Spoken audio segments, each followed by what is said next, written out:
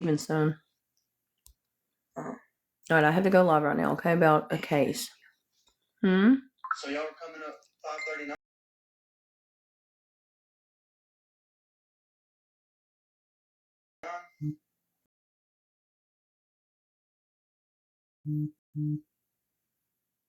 Hey, y'all. I gotta look for his name on here because he changed it. I gotta see if I can find it. What's up?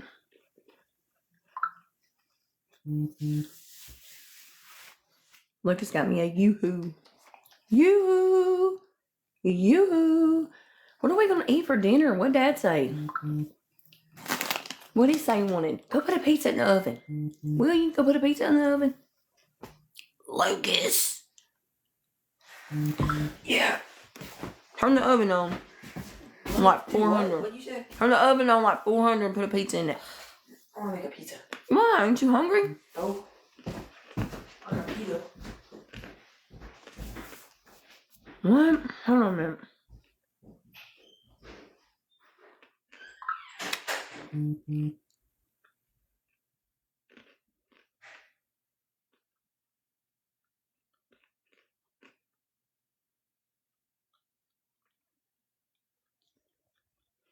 Yeah, I'm trying to get him on here.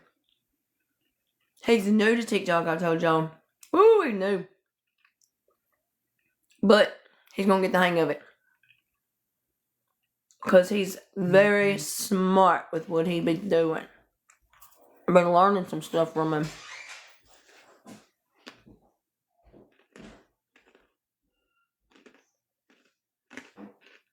Alright, he should be coming in here. Alright. Now look for my invite. Oh no. Alright. Now look for my invite. Oh no. Hello. Hey, can you hear me? I can hear you. Okay. Me too. Well, now so I don't know what the deal is, but it ain't letting me do a whole lot of nothing. I can't bring me up now to even. So look, it's because you haven't been live before.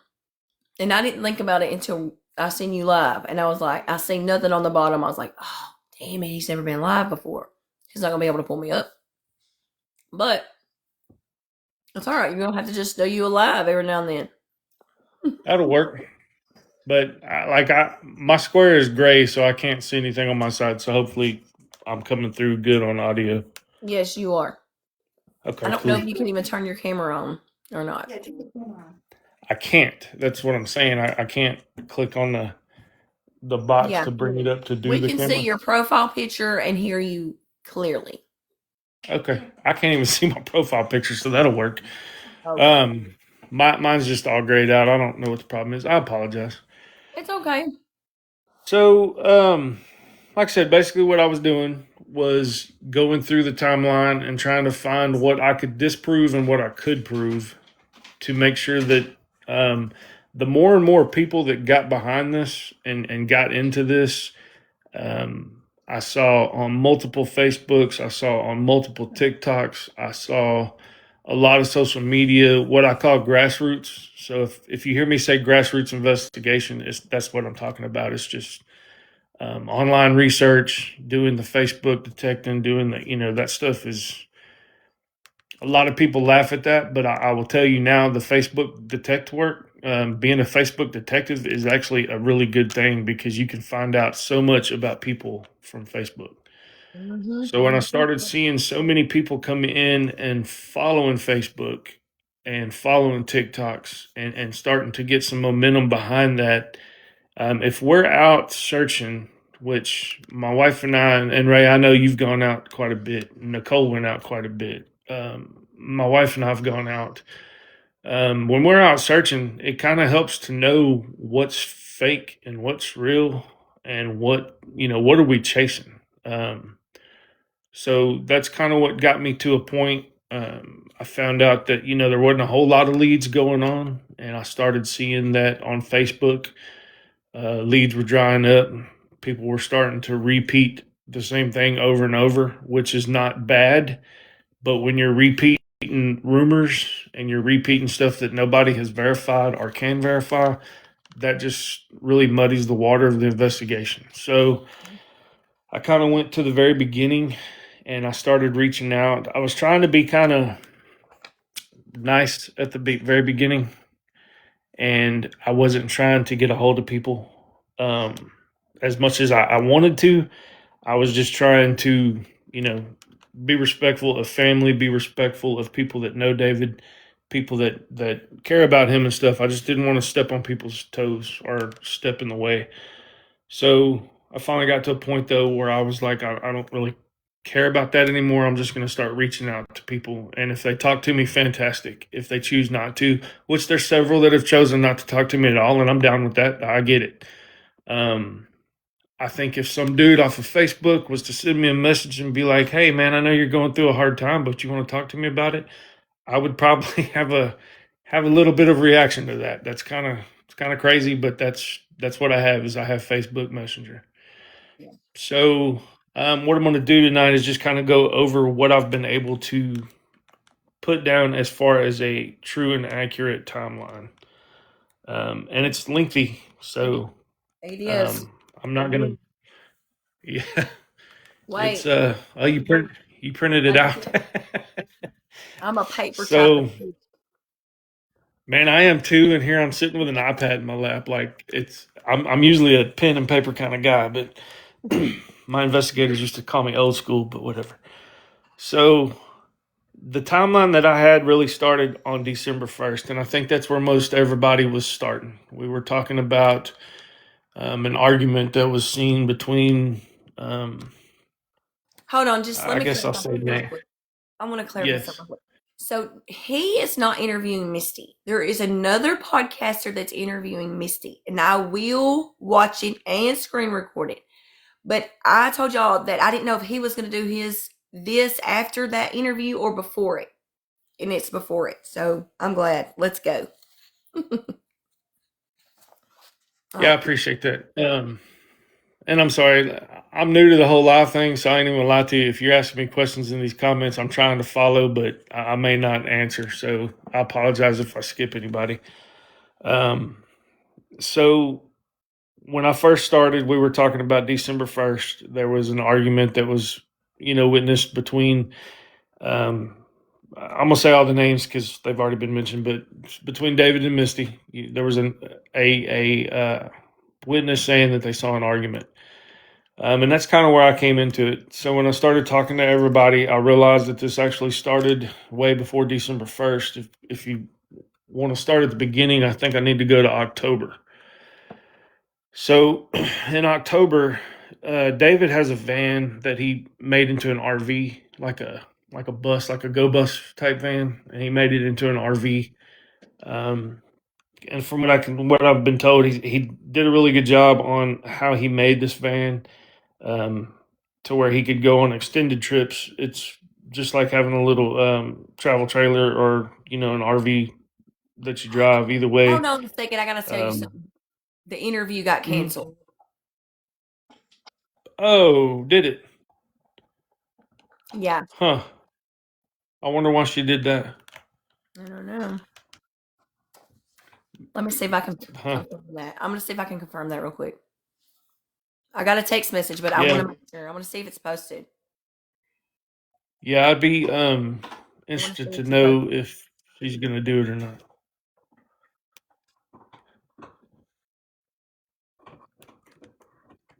Yes, Heather Marie. That the podcaster that's doing the interview is her cousin. Where did you, somebody put it in here. Where did you see that it was canceled? And I then I hadn't can heard say that it was. anything about it.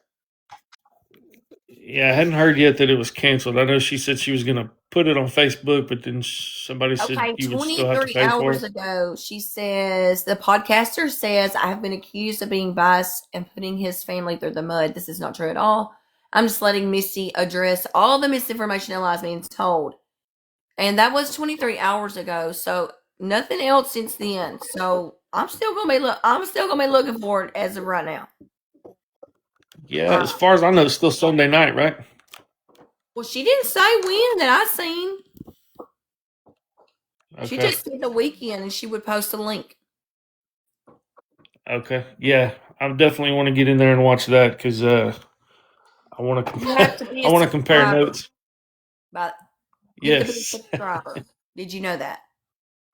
I did. So I saw that, but it's worth the $2 for me. I'll go ahead and throw that in there. I I did it too. I know they said it was canceled, but I can't confirm it. I can't find it on her page or anything like that. Okay. Yeah, we'll have to keep an eye on that just to see for sure.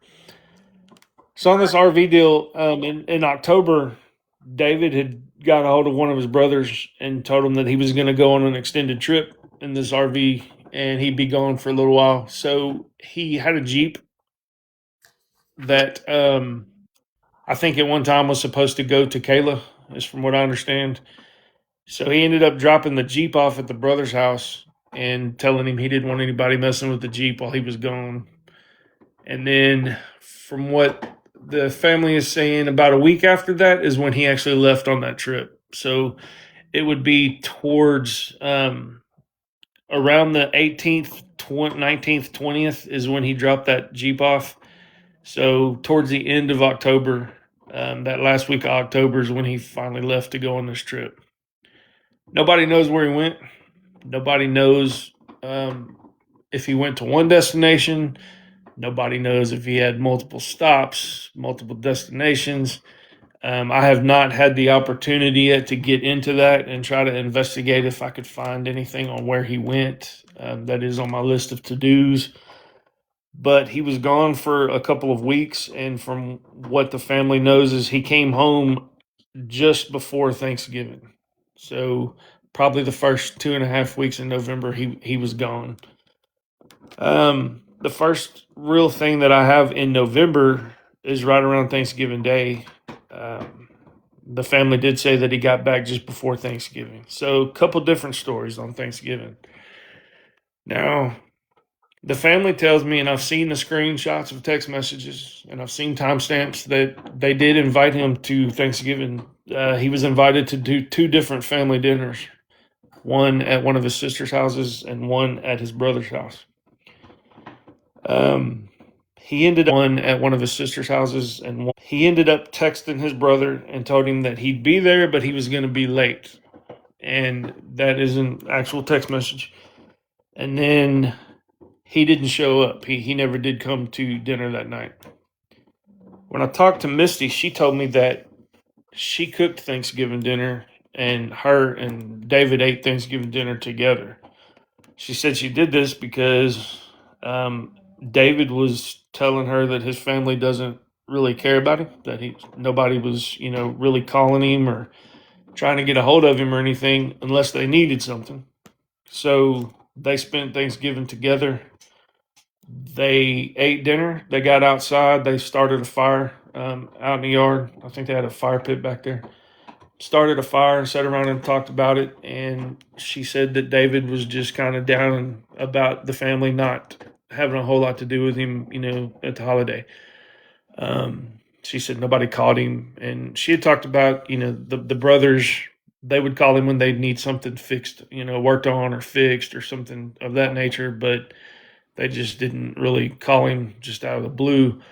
Which at first, I was like, yeah, I get how that could suck, right? Because you want your family to be talking to you and all that kind of stuff. But then I got to thinking about it. I'm that way myself. I don't. My sisters, for instance, I'll call my sisters every now and again and talk to them.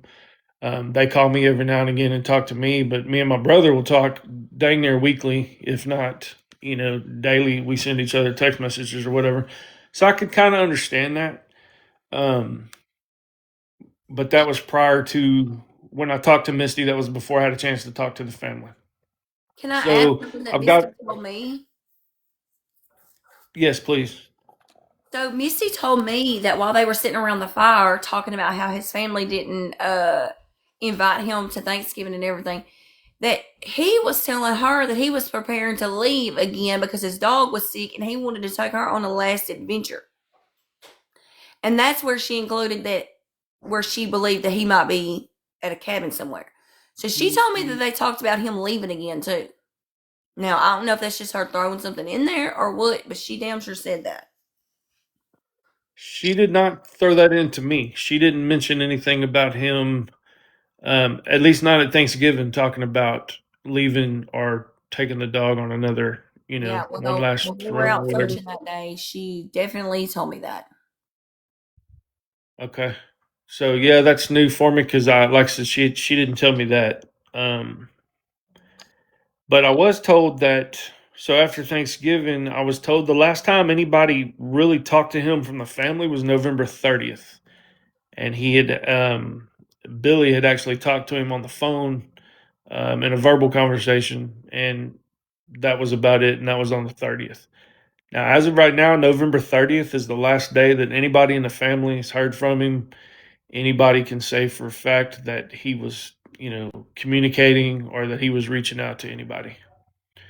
So um, that's I've heard anything between the 25th and the 2nd of December. So I was glad I could kind of narrow that down to an actual date that I feel comfortable with, because on that 30th, the conversation wasn't very long, but it was, on the cell phone, and Billy was able to tell family that yes, that was him that he talked to. And the eyewitness that had talked about seeing things, which we're going to get to here in a minute, also says that she did see David on the 30th at the house. So she knows that he was home at the house on that day, which was Sunday. It'd be the 30th. So that brings us to December 1st, which was Monday. When I came in and started looking into stuff, everybody kept telling me that there was an argument earlier in the day, and then somebody saw them leaving in the evening. When I talked to the witness, what she told me was the argument earlier in the day was not what she had said. That's something that somebody had made as far as the time goes. Um, but that is not what she saw. She said she did not see them arguing earlier, um, or anything like that. So what had happened is on the first, one of David's brothers drove by the house. When he drove by the house, the truck was sitting where David always parks it. Everybody tells me he was a creature of habit with the way he parked his vehicle and the way he would park it in front of the shop or by the house. He just parked it the same way. So when his brother drives by on the first, and that was in the morning time, the truck was parked normal. The witness is saying that between 3 o'clock and 5 o'clock in the afternoon, what she saw was she had gone outside to let her dog out, and she saw that Misty and Kayla had walked over to David's. David was on his phone, which if there was a way I could get the phone records just to run them, that's what I'd really like to do, but that's going to be impossible. But so he was on his phone. She saw him lock his door, and all three of them, Misty, Kayla, and David, got into the truck with Lady, the dog. And she said that Misty was yelling at David at that time, and I think that's where the argument may be coming from. So she did say that, yes, Misty was yelling at him. And the witness said from his actions and his body language, it just looked like he was irritated and kind of stressed out. Got in the truck to leave, saw the witness waved, and she waved back. And then they did pull out on the 84 heading west for going towards Palestine, basically. So I asked her, is there's any way that the truck gets to a certain point and could turn on the loop without her seeing, because the loop is right there at the corner where Truckers is. So she said she watched it go through the loop and keep going um, westbound on 84, and that was the last time that she had seen that or saw the truck. Later on that evening, she said it was getting dark. She didn't know what time it was, but it was getting dark. So it couldn't have been, between 3 and 5. If you're saying between 3 and 5, they get in the truck and leave. Well, it starts getting dark right now about 4:30, 5 o'clock. The sun starts to go down a little bit. So it couldn't have been too long after the 5 o'clock that she sees Misty and Kayla come home in a vehicle, and she just said their vehicles. I don't know what they drive, but she said they were in their vehicles or in their vehicle, and David was not with them, and the dog was not with them. Um, when they got back, they went to Misty's house. They didn't go back to David's house. They went back to Misty's house.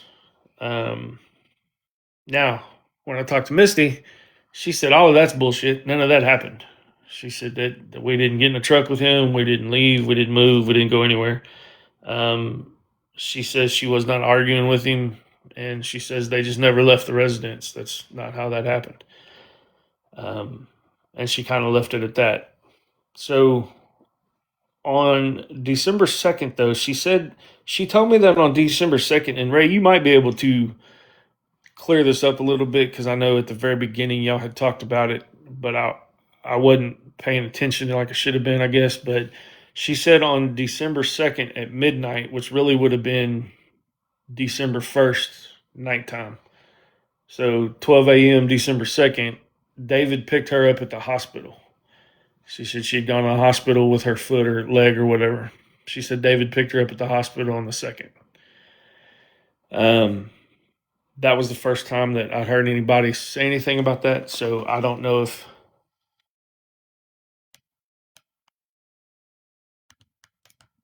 I think you're muted. I remember something about, not about the hospital, but I remember something about a prescription he was supposed to be picking up or took her to pick up. But I don't remember anybody saying anything about him picking up for her up from the hospital. Yeah, I hadn't heard that yet. So when she told me that, it kind of, if that's true, excuse me, if that's true, it'll really throw the timeline in a little bit of a Well, spin. hold on a minute. Let me look at something. You can keep talking if you want. I'm All gonna right, look so at she something. told me, okay, so she told me that picks her up at midnight, takes her home, all that kind of stuff. At 9:30 that morning, David brought breakfast for her and Kayla. So she said that was around that time was the last time when he left from breakfast. It was the last time that she saw him on the 2nd. Now, she said midnight is when he picked her up.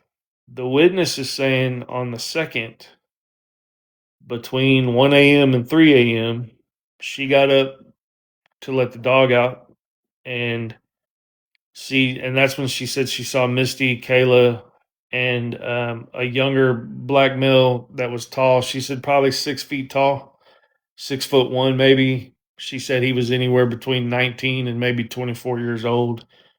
The three of them were coming out of David's house. Now I asked her, are they coming out of David's house or are they coming from David's house? Because that's a different deal. She said she saw them coming out of David's house, and all three of them had hoodies on, but you could tell that they were holding things under their hoodies, like if they had something up underneath their shirts.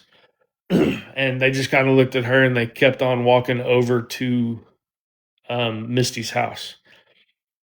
So, depending on which story you're looking at, he's either picking her up at midnight or the witness is seeing her between 1 and 3 leaving out of his house with items under their hoodies. She said she did not know the younger male, didn't know who he was, but she could tell that he was young, not an older gentleman. So I was So gonna try real quick. I was gonna try to look back on these text messages that we have between him and Kayla. I mean, not Kayla. I'm sorry, Misty. But there seems to be some gaps here. In my opinion. So, like, I can't tell what day this is because this is supposed to be the first, second, third, and fourth.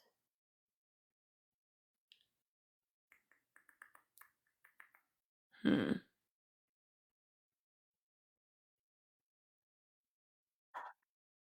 I don't think he. I can't say for sure if he picked her up. How can we find out? Um, I don't know. I know the only way to really do it is, do we have any And I kind have of another question. surveillance of him at the hospital? Yes, ma'am. Did she say that they actually had breakfast together? The only thing she said is David brought breakfast for her and Kayla. Okay. And she also said that later on she brought him he brought her a beer, like from the store, and she said that when he brought the beer to her was the last time that she saw him, and that was on the second. At 9:30 in the morning is when she asked for freaking beer. Okay, What? And then he then it actually could have been. Go ahead. he actually responded, well, I don't have any more money right now to buy a beer. Yep, I do. I only saw those text messages once, but I do faintly remember him saying, "I'm pretty much out of money." Yeah, I'm not judging. I'm just saying what was said and the times it was because we're trying to get the timelines. It was early in the morning on the second. The the text message that asked for chocolate milk, what time was that text message?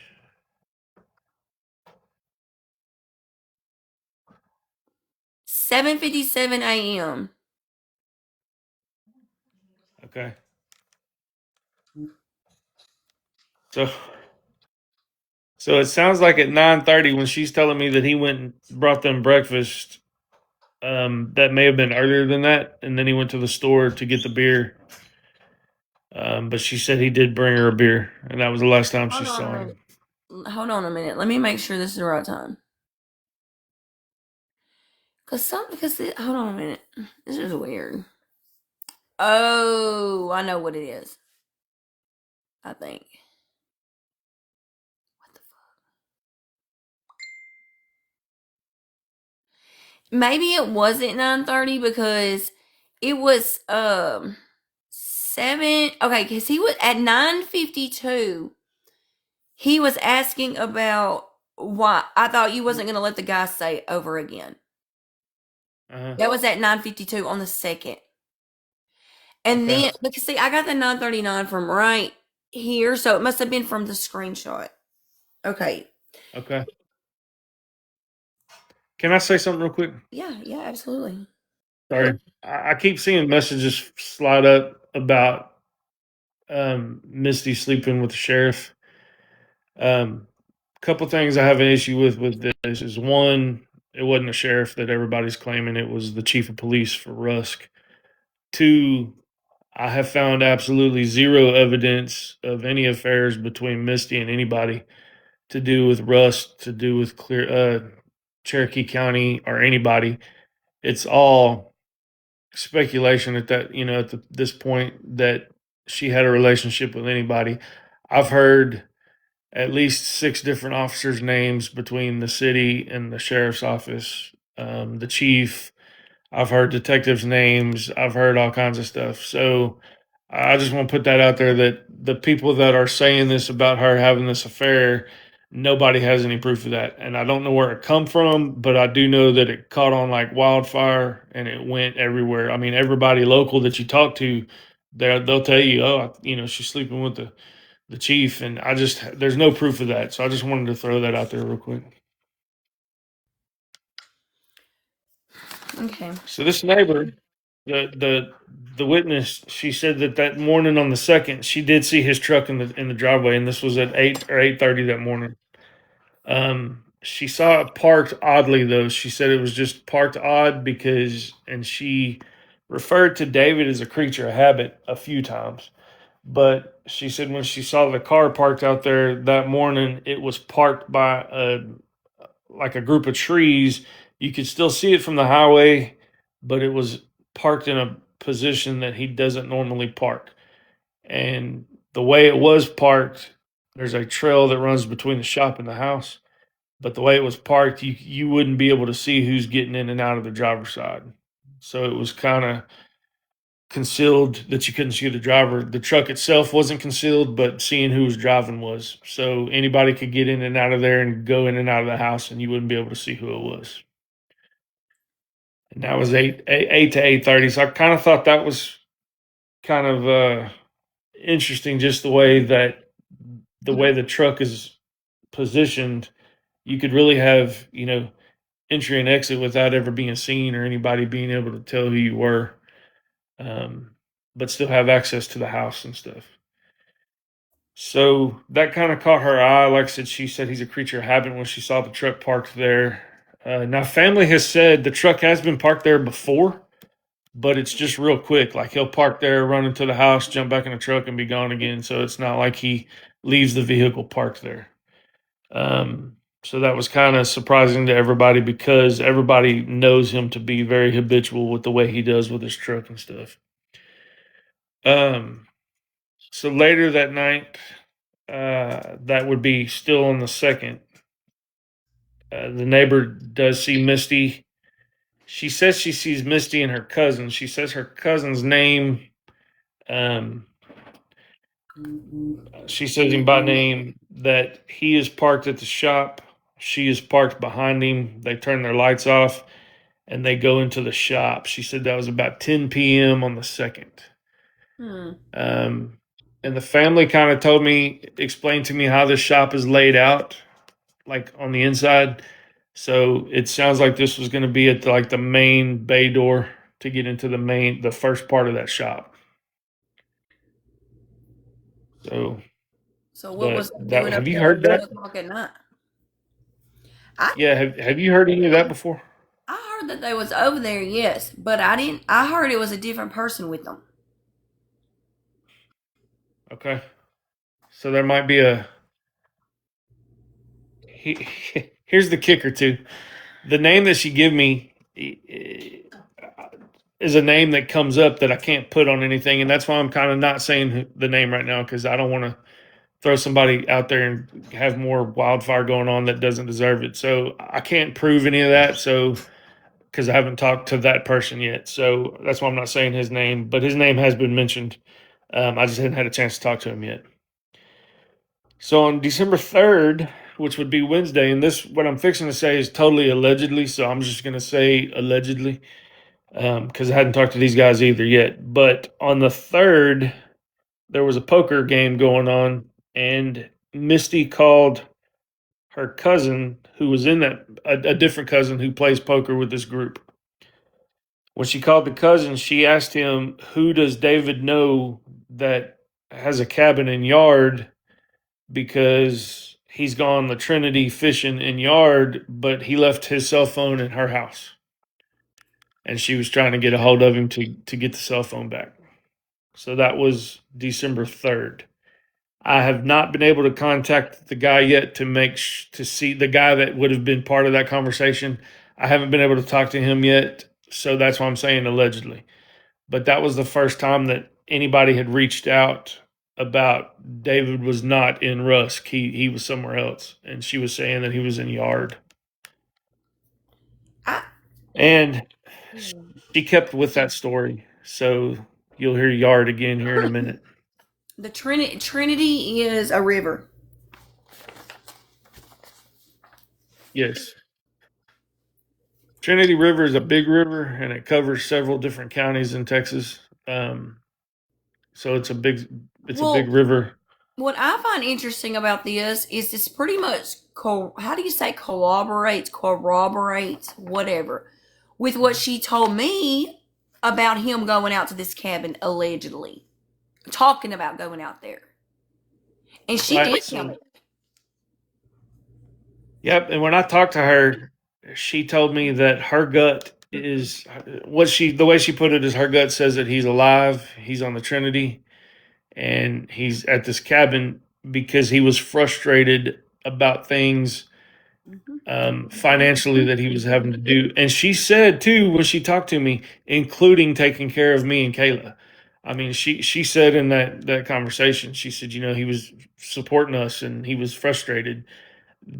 She said they were frustrated because Kayla, they were trying to get her to get a job and stay gainfully employed, and she did have a job, but then she quit going to it, and they were getting irritated because she would not get a job and hold a job. So she feels like he may have left to get out of all that and just, find somewhere he can get away from everything and not have to deal with all that. Nobody can So, confirm where this cabin is. They say we'll just go to the cabin. Nobody knows where it is. right. Nobody So, knows Yard, nothing. Texas, I didn't even know there was a Yard, Texas until this came up. So, I had to Google it. But my wife had told me, she was like, it's in Anderson County. So I Googled it because I wanted to see where it was. And it's a community that's made up of large parcels of property. And when I'm saying large parcels of property, these properties are 35 acres plus a piece. And people have shanties or cabins or whatever they build on the property that they rent to people. So when you go, yes, Diva Yard, Texas is where it's at.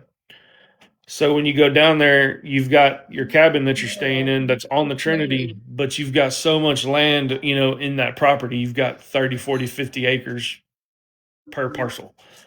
So when you get in there, if you don't know one of the landowners, you're not going to be able to get to any of those cabins because they're all off the roadway, but they're Deep in down there. toward the river. Yeah, some of them are deep in them So woods. yeah, exactly. So You it's know how it's many kind get of a there? deal where if you're going to go, you got to know somebody. And that's another thing. Where's the camper bus at? Is it parked behind his, wherever it's, or is it missing? Is it It's parked accounted behind for? the shop. Okay, it is accounted It for. is. However, nobody can find the keys to it. It is parked, but nobody can find the keys to it. So they hadn't been able to get into it yet. Did he Somebody's hide asking about the Jeep. it? The Jeep is still with David's brother. He still has the Jeep. I thought, hold on. Um, I thought you said this timeline was going to the 10th. You stopped at the 6th. yeah, I may have said the ninth, but I've got through the ninth on my iPad. I may not have sent you the whole thing. No. Okay. So sorry. It's okay. Them last couple of days is a surprise. So that's probably what happened is I didn't send the whole thing. So this was going on with the poker game, right? So that's the first time I heard anybody saying anything about that. That's kind of early. That would be Wednesday the 3rd. Um, that's kind of early on. I'm not aware of any phone calls to police at all. I'm not aware of any reporting, missing person reports or anything like that by the 3rd. On the 4th, I have a that question. Thursday. I have a Hmm? question though. So, if on the 3rd she calls him allegedly and says that she has his phone, who the hell was she messaging on the 4th then? And later on the 3rd? If she, I mean, Okay, so that's why you're picking up what I was picking up. That's why I want to talk to this guy because if he's telling me, yeah, this is what happened, there's some shady shit going on because there's text messages from the 3rd, there's text messages from the 4th. The one on the 4th though is just her. There's no answer to it, I don't think right? there might not even be a response on the 3rd, to be honest with you. Um, Okay. but it's late at night, and on the 4th, it's like at 1 in the morning. Okay. See, I didn't ever see any times on the text messages. I only saw those text messages once, and I didn't see the timestamps. So that would be kind of odd. I mean, if that's the time that she's sending him the messages, but if she's already calling somebody on the 3rd to ask that, yeah, that's odd. So that's another reason I'm gonna put a note on here because that's another reason I want to get a hold of that guy and talk to him to find out if that's true or not. On the 4th, that Thursday, Misty calls David's brother and tells him that David's gone. She can't find him. This is about 1 p.m. She actually called his job when he was leaving. The boss came out and told him, "Hey, this lady's calling you or whatever." So he got a hold of her and she told him this was Thursday the 4th that she couldn't find David, but his phone was ringing from inside his house. So on the 3rd, again, I go back and I say allegedly. I'm going to keep saying that because I have no proof of that part. But if she's telling somebody that his phone's at my house on the 3rd, on the 4th telling his brother that she can hear the phone ringing from inside David's house would be suspect as well. Okay.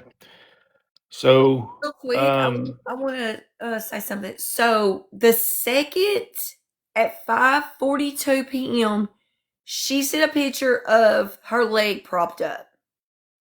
Okay, he did not right. respond.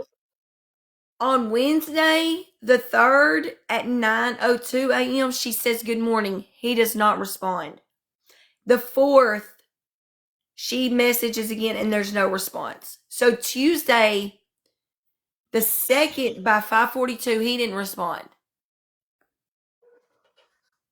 According to Okay. Okay. Well, that would put a whole lot of context to the way the timeline falls then between the 1st and the 2nd. Um, Again, on the 1st, you've got two different circumstances of what's happening depending on who you're talking to. So Mhm.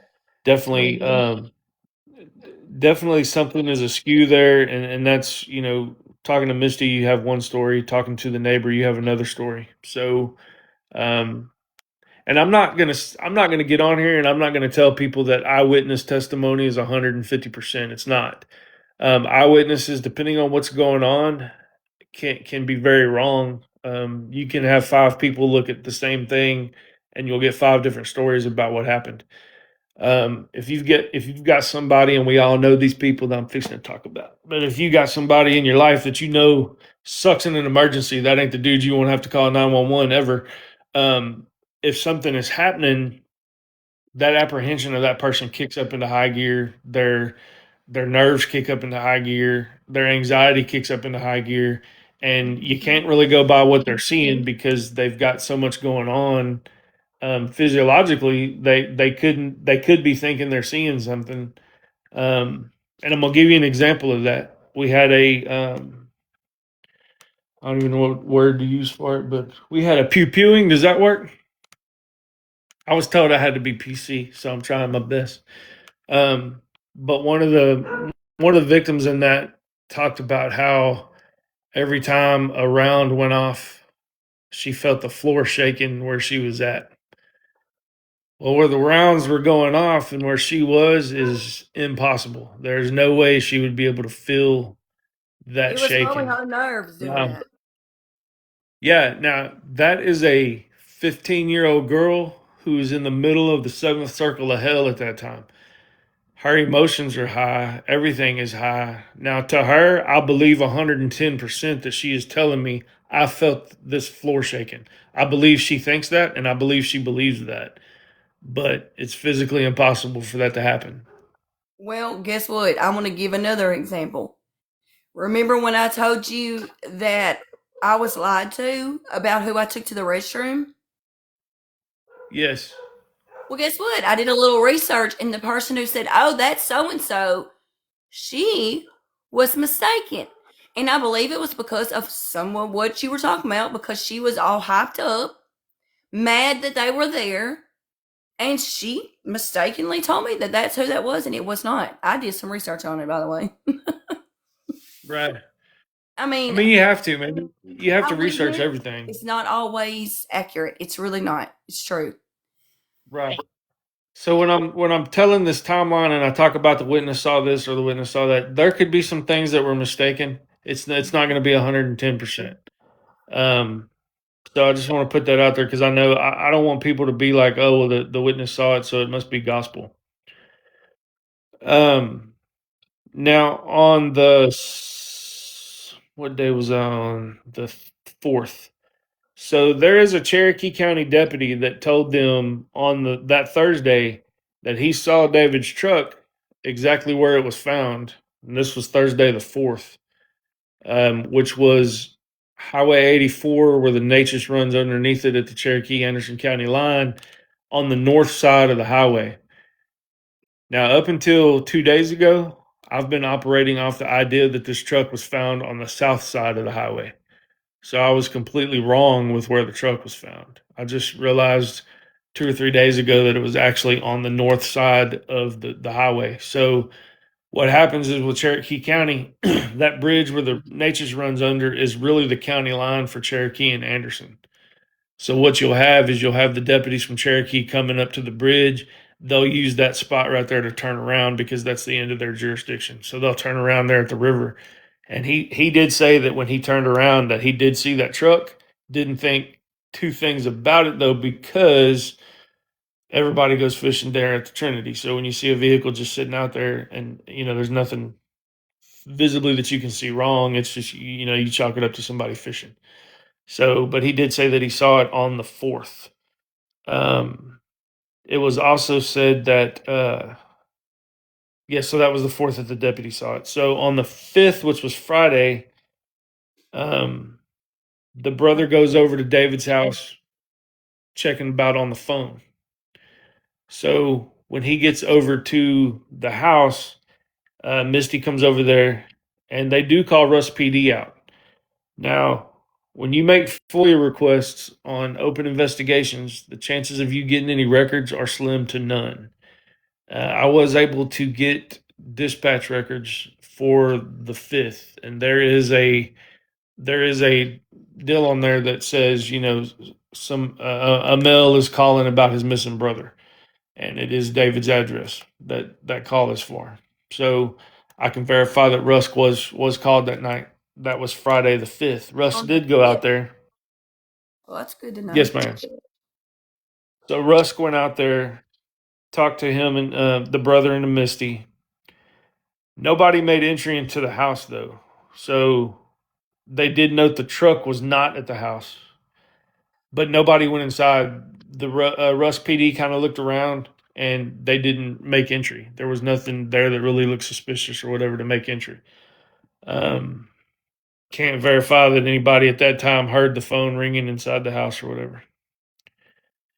So on the 6th, Katie. the brother that has the Jeep, right, where he dropped the Jeep off, on the 6th, he's got the keys to the Jeep. And he's like, well, shit, there's another key on the key ring for the Jeep. So he goes back to David's the morning of the 6th, and it's the house key for David's house. So when he goes back over, he does call Russ PD back out Saturday morning, tell him, hey, I got this key and I, can go in the house or whatever. They use that key to get in the house. Russ PD kind of walked around the house and looked around. This is where the recliner came in. So everybody was talking about the recliner a lot and the condition it was in or whatever when they found it. That recliner was kicked back like a regular, as far up as the feet could go, and then it was laid as flat as it could go back. So it looked like a regular recliner. It was not broken. I have a picture of it. It doesn't look broken at all. But it is laid back like that, like everybody was saying. I was having a hard time trying to see what everybody was trying to say about that, but seeing the picture makes it a lot easier. Yeah. I don't think it's as dramatic as everybody was making it out. I think you would have a hard time if you was 200 some odd pounds just stepping out from that. But there was no signs of struggle. There was like a blanket or something on the foot part. So there was no signs of struggle. Was the recliner broken or anything, or is it was just like that? It didn't look broken from the photograph. It looks like it was just laid back and just left in that position. Okay, I was just curious. Rachel, you're asking about what case this is a David Blunt missing person case out of Rusk, Texas. So when they found the chair there, they kind of looked around. David's cell phone was on that recliner, and his wallet was on the kitchen island there in the kitchen. Russ PD basically asked who's the oldest person. One of the brothers said I am, so he was given the wallet or whatever. At that time, Billy took the cell phone and was looking at the messages sent, looking at the last phone calls, taking screenshots of that so he could call these people and try to see if they've heard from David. So from the get go, he had the phone. Now, while they were there, Russ asked if there was any other phones, and Misty did tell them, yeah, he's got a second phone. But when I talked to the family, they're like, yeah, he did have a second phone, but it was um, like an older smartphone he had, right? So that was how they got that second phone. So they say Misty's in the Now, chat. You think we could ask her a question about what on the 3rd in the Trinity yeah, and if the she can clear alleged, that up, that'd be awesome. yeah, and the alleged call to a cousin at playing poker or something like that? Ask her the question. Yeah. She's in the chat. Misty, so if you're in the chat, I got information that on December 3rd, you had reached out to one of your cousins and was asking him if he knew anybody David might know on the river on Trinity in the yard because he had left his phone at your house. I was trying to verify that information, but I haven't had a chance to talk to them yet. Can you verify if that conversation occurred or not?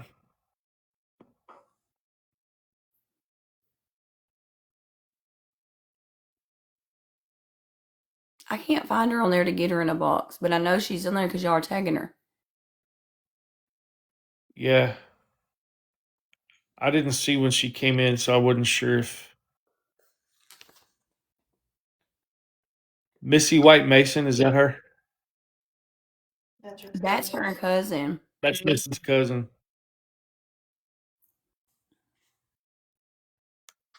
Did she Hey, my leave? face just blew. Well, they'll answer that question in the interview tomorrow or whenever it is. She said I reached out to my cousin, but not about no phone. I did ask him if David was in yard. So that was on the 3rd. Okay, so what she's saying basically, she did call the cousin, but she didn't ask about a cell phone. She just asked him if David was in yard. Was she okay? So according to what he said, uh, hold on a minute. Called and asked who was in yard that he might know that she had his cell phone at her house. Yes, so that's what I was told was that she was reaching out to the cousin to ask about if he knew where David or if he knew anybody in yard that David would know because he left his cell phone at her house.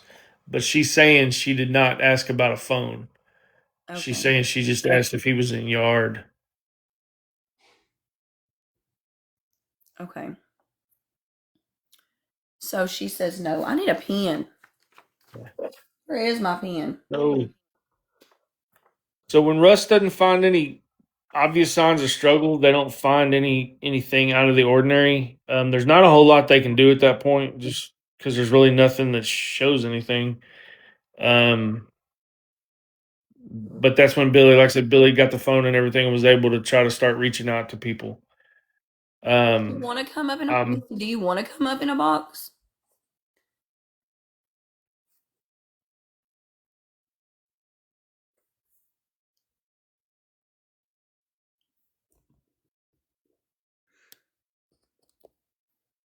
I she sent an said, invite. sure. Okay. Can y'all hear me? Yes, I can hear you. Okay. Yes, ma'am. Okay, so you're saying that what he said about you telling him that David had left his phone, that's not true. That's not true. Okay. We didn't Yeah, find that's out what I about was the saying. whole phone situation until I reported him missing. And the cops came over there to his house when his brother Mike and Billy were at his house. No, that was the What 5th. day was that? That was, I believe it was when the 6th, y'all. That was the 6th, because that's when we found his truck after we left his house. And we told the cops that we were going to Trinity to search for him. So y'all had called prior to going to search for the truck, like Saturday morning at the house is when y'all had called. I called and filed a missing persons report on the 5th, but they came out on the 6th to search his house Okay. and in his shop.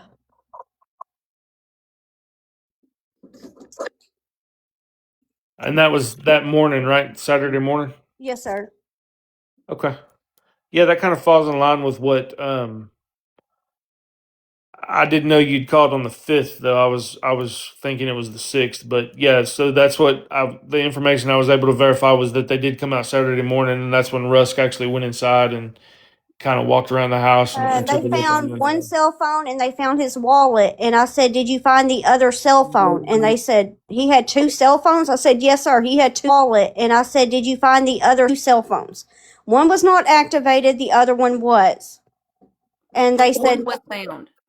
the one that's activated was found. The other one, David could not remember the passcode to it, and he didn't like it because it was big and a touch screen, and he really did not like touchscreen phones.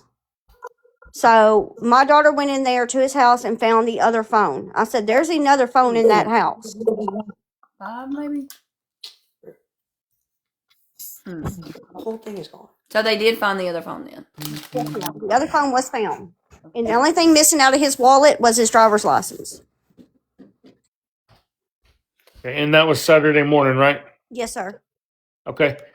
When y'all split it, so I guess what I got after that was you had mentioned again Yard that he may have been on the Trinity out of Yard, but the brothers were saying he doesn't fish at the Trinity. He doesn't like fishing at the Trinity, is what I was being told.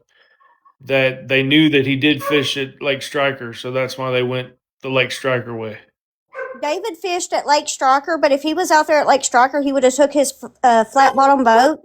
And if we went to Lake Palestine, we'd always take like the barge out. But he had mentioned to me that he had a friend that has a cabin on the Trinity River. He didn't tell me exactly yard or anything because he couldn't remember the name of it. But he said that his friend had a cabin out there and he had talked about going out there. And I asked him, "Are you going to take your motorhome?" He goes, "No, there's cabins out there." I said, "Are you going to take your boats?" He goes, "No, why would I need my boats? I have friends out there."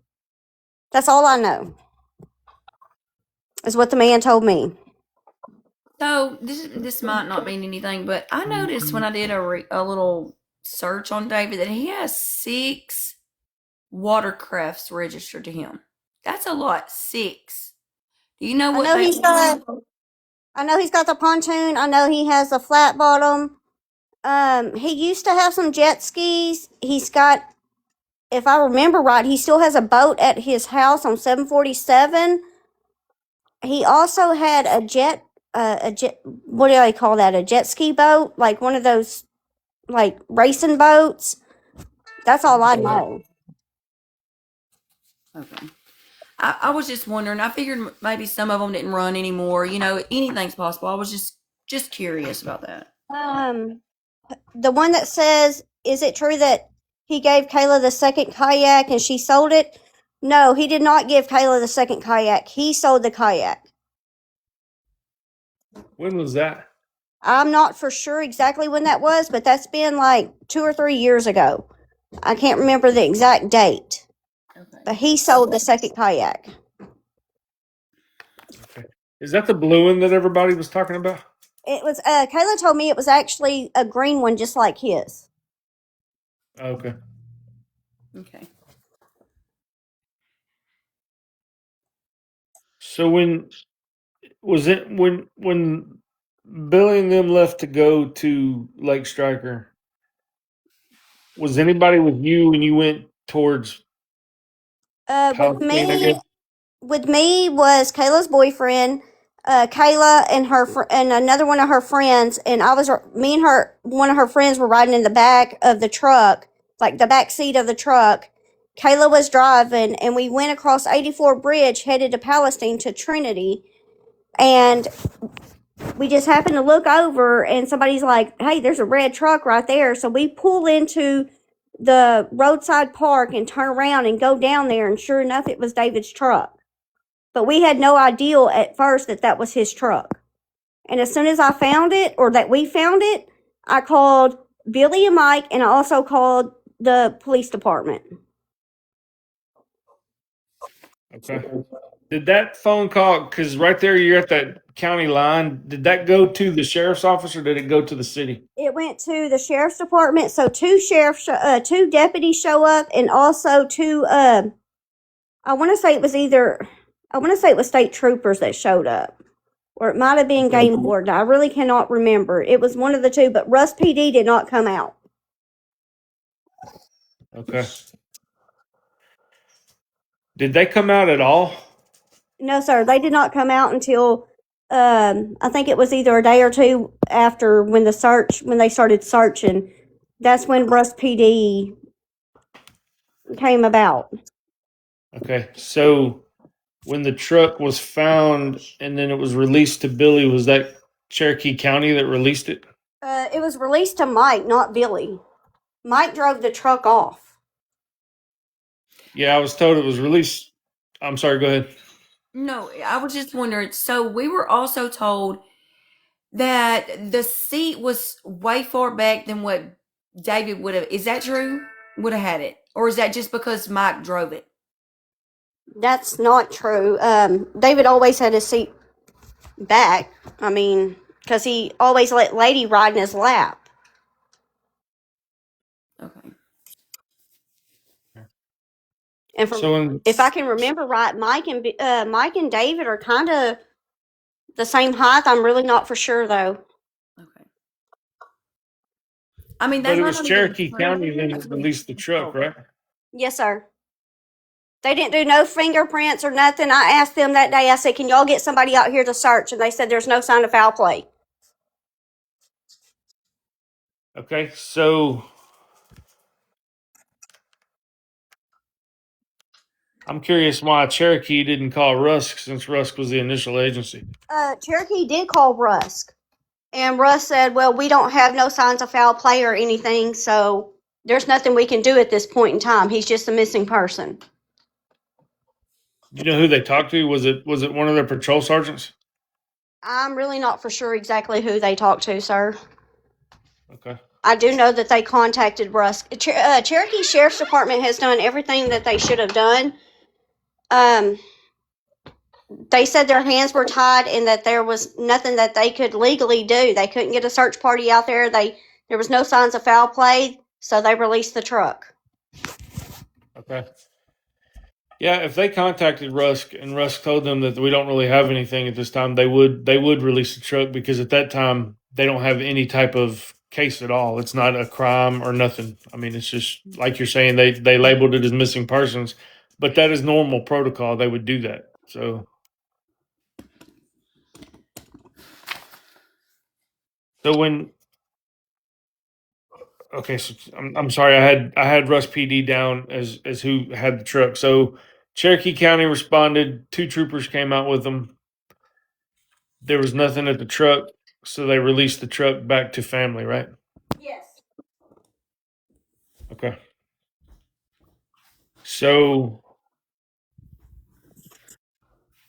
now, from what I've got on my timeline, that was on the 6th. On the 9th is when Rusk first towed the vehicle and did a like a forensic investigation on the vehicle. I'm really not sure when they towed it. I'm really not sure. I don't want to lie and say that it was the 9th and then it not be the 9th. And I'm trying to get affidavits right now. They probably won't release them, but I'm trying to get them anyway just to see what the affidavit said as far as search warrant affidavits. But law enforcement is saying that on the 9th is when Rusk first did the vehicle. I don't know where Rusk, I don't know how these agencies work as far as where they do their processing. So I don't know if they towed it to Rusk PD to process, if they towed it to Jacksonville PD to process. I'm not sure. But I do know the city towed it first. And then about a week later, I'm told that the sheriff's office also took it and processed it. I do know that the sheriff's department did tow it, because I called in because there was a wrecker that showed up at David's house and I didn't know what was going on, and it was at nighttime, and they said it was one of their agents that was taking the truck and getting it processed. Okay.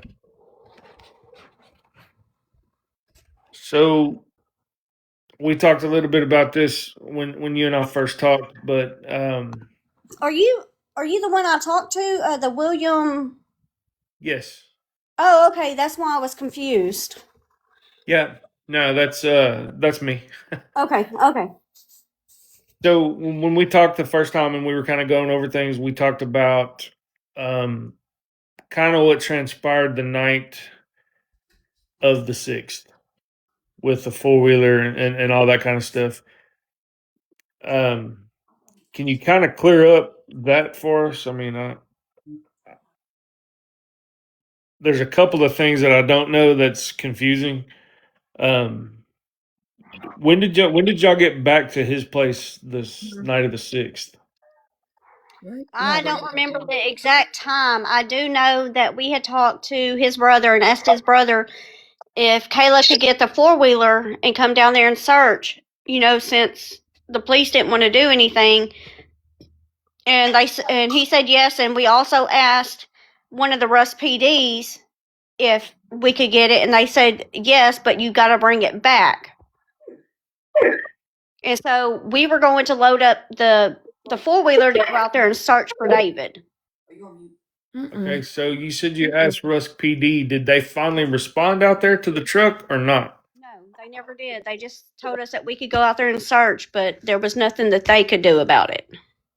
Where did you talk to them? Like on the phone, or did you talk to them in person? On the phone. Okay. So they told you if you wanted to go ahead and search, you can? Yes. Okay. And I called my cousin up and I said, hey, can you get a boat out there tomorrow so we can search like the river and the banks and everything? And he said yes. Okay. When y'all went to the house then to get the four wheeler, can you run us through that? Just because I know the family did show up and there was a little bit of back and forth over that kind of stuff. So we got Kayla's four wheeler, which David had bought her to take out to River Run and everything. We got it and we were fixing to load it up on the trailer, and Mike Blunt comes over there and he's like, where's David's wallet? What right did you have to take David's wallet? I was like, it's in my daughter's car. We just took it for the simple fact we didn't want no one stealing the rest of the stuff that was in there. It's in the middle of her console. Nobody's touched it. And he's like, I'm calling the laws on you. I was like, go ahead and call the laws. I was like, I'll release the wallet to the laws. How did y'all get into the house to get the wallet? My daughter had a key. My daughter used to live there. When was that? She lived there off and on for ever since she was 15. I used to live right behind his shop in the RV, the toy hauler that he has back there, back in 2021, and my daughter lived in his house. And he gave her a key. And how long had y'all lived there? We lived there for about 3 months, and I was paying David rent to live in the RV. Can I ask a question? Yes, Did ma'am. did David pick you up from the hospital when you were when you hurt your leg or whatever? Yes, ma'am, he did, in his car, and brought me home. What time was that? It was around 12:30 a.m. Okay. And did he take you to get your prescription filled? No, ma'am, my daughter and two of her friends went to get my prescription filled. Okay. But David gave her the money for it because it was like $8. Did it happen to be at CVS? No, ma'am, it was at Walmart pharmacy. Okay, thank The you. cops have they have pictures of my daughter and her friends picking it up. That's fine. Thank you. Okay, so she still had the key then from when she lived there before, is what you're saying? Yes. Okay. Is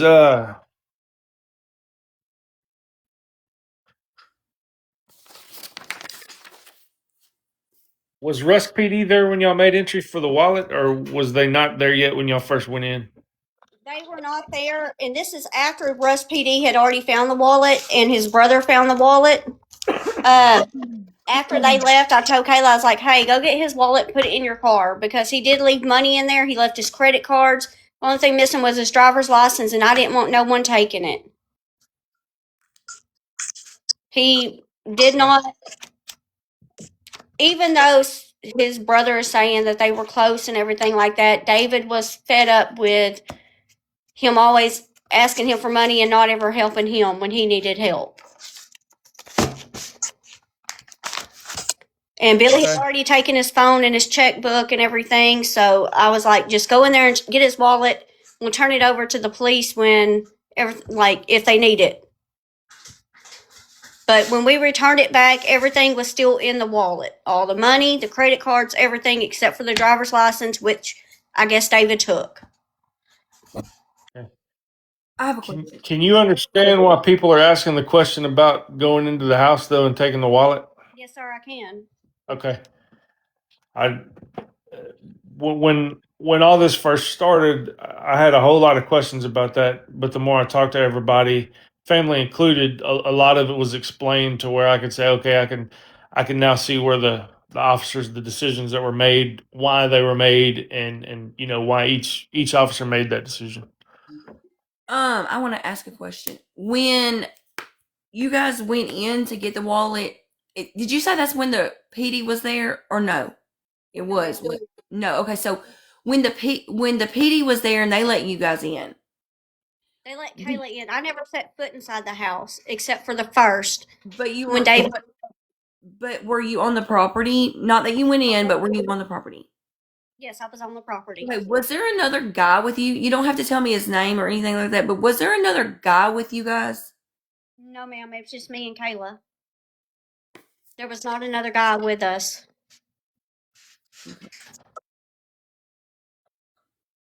But like I said, when Kayla got the wallet, I wasn't with Kayla. I was at home. Okay. You're saying you were at home the night of the 6th? Yes, sir. After all Okay. was said and done, because I got CT'd from the property by Okay, Tom you're Blunt. okay. You're saying that you're saying this was after the 4-wheeler deal and all that. Yes, sir. I got CT'd Okay. from the property, and so I had to leave. And so did Kayla. But she went When back. y'all were on the property, No, she yeah, did that's not. what I was about to ask. She did not go back that night. We're both CT'd. We have not set foot on that property since we got CT'd. Okay. So she got the wallet for them prior to y'all being CT'd off the property. Yes, sir. It was during the daytime. It was just her that went over there and got the wallet. There was nobody else with her. What benefit would it be of someone to say that they were with y'all when that happened? Well, I don't. If somebody was with Kayla, I didn't know about it. Like I said, I was at home. I just simply told her to go get the wallet.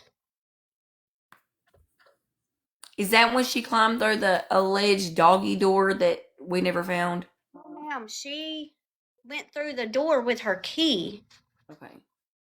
And the doggy door is at the back of the shop, and Billy told her to go through it. And so did the cop. Okay, when that happened, was there another guy there with you guys? No, ma'am, there was not. It was just me and Kayla. Okay. There was nobody there with us.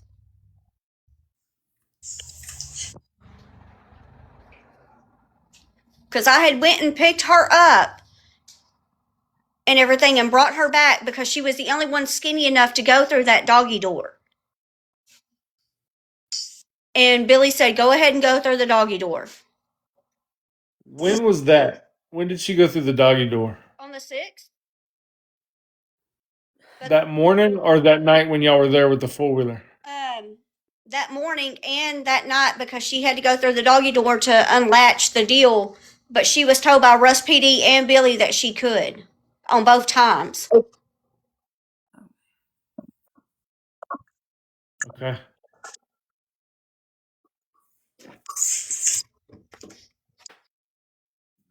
The first time that she went through the doggy door, what was the point if she had a house key? Because the shop was locked up. You couldn't get into the shop unless you went through the doggy door. Different location. She had a key to the house, not the shop. Right? Yeah. So she went through the doggy door to open the shop so Russ could come into the shop. Yes, sir. Okay.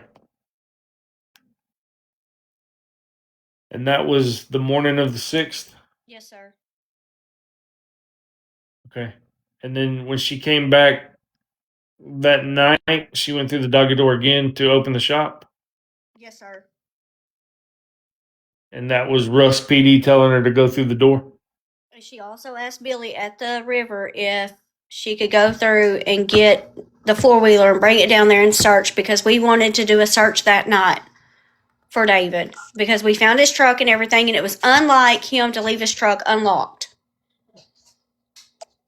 Yeah, I have been told that. Where was Even his when we- keys initially found? His keys, I guess, are with him. Now, there was a spare key on the in the floorboard of the truck, That's what I was trying to figure out. Okay. and his gun is missing out of his truck because he always carried a gun.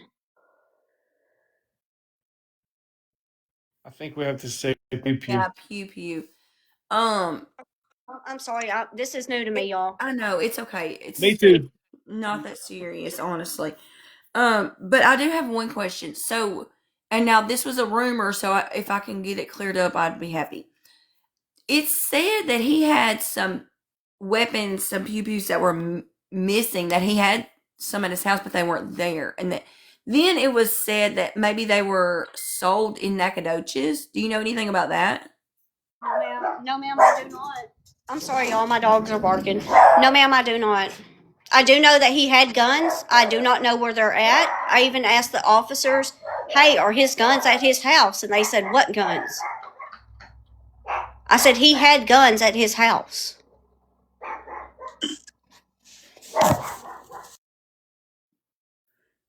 And I guess you're saying she went in that doggy door and stuff to open the shop. I guess when they were done, she closed the shop back and came back out through the doggy door.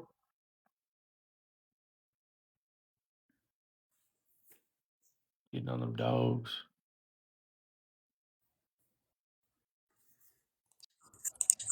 They're a mess right now. I feel you. I got 3 basset hounds that keep wanting to try to be a mess. Mine are being quiet. What's up? Thank you.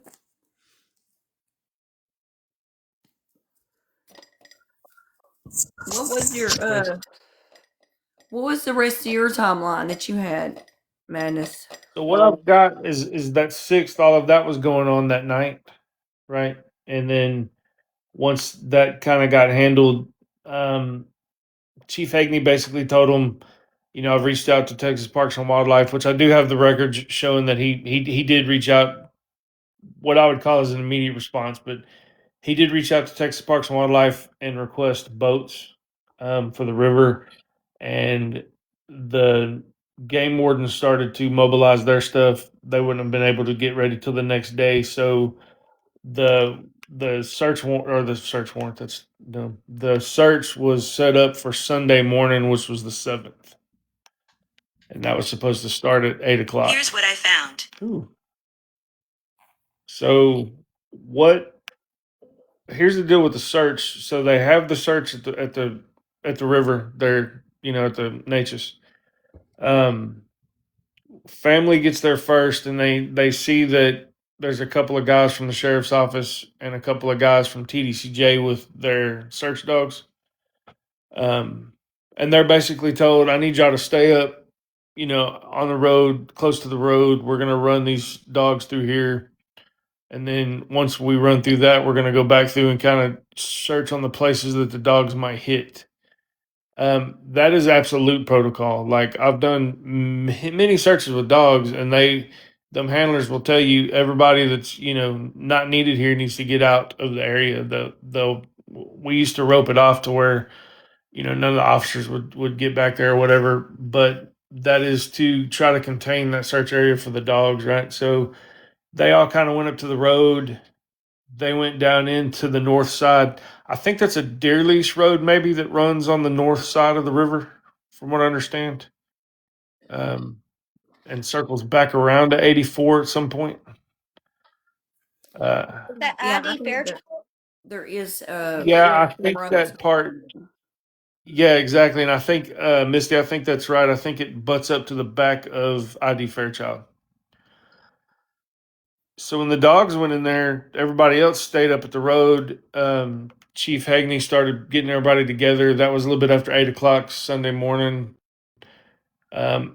Basically, he lined them up. They kind of talked about what they were looking for and what they were going to do.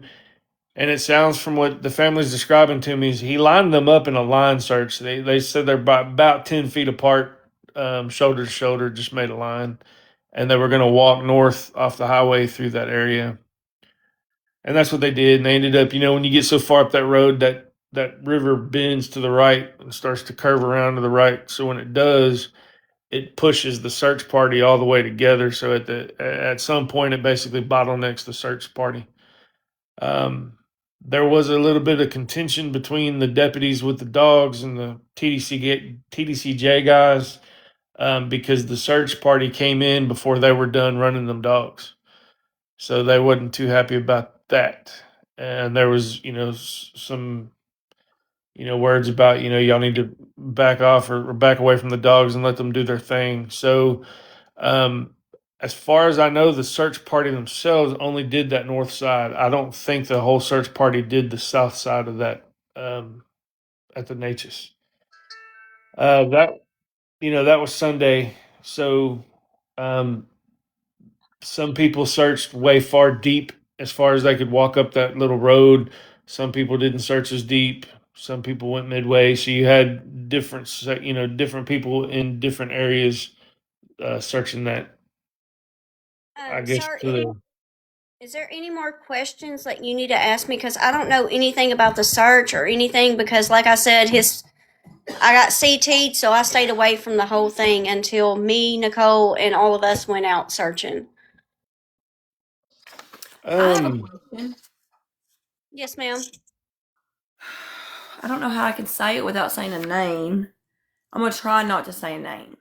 I'm gonna try to give you a clue where I'm not saying a name. Okay. Yes, ma'am. Okay.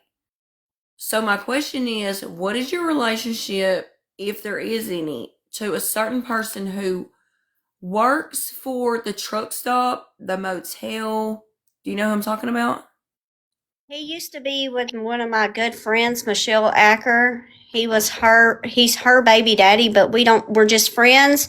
That's it. And I know who you're talking about. We're not going to mention no names, but Okay. it's the same lady that confronted me in Truckers that day. We went searching for him. Okay. Interesting.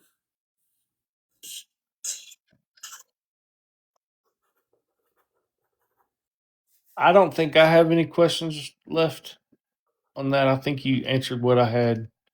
Okay, sir. Ray, do you have anything else? No, I think that's it. Thank you for coming up. I I really appreciate appreciate you. it.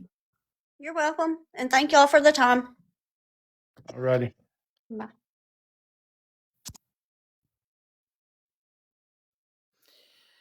Well, Well, that helps. I mean, I think it helps kind of clear up a couple of questions. Um, I mean, really after go ahead. now, I was just gonna say after the seventh, that search was being done.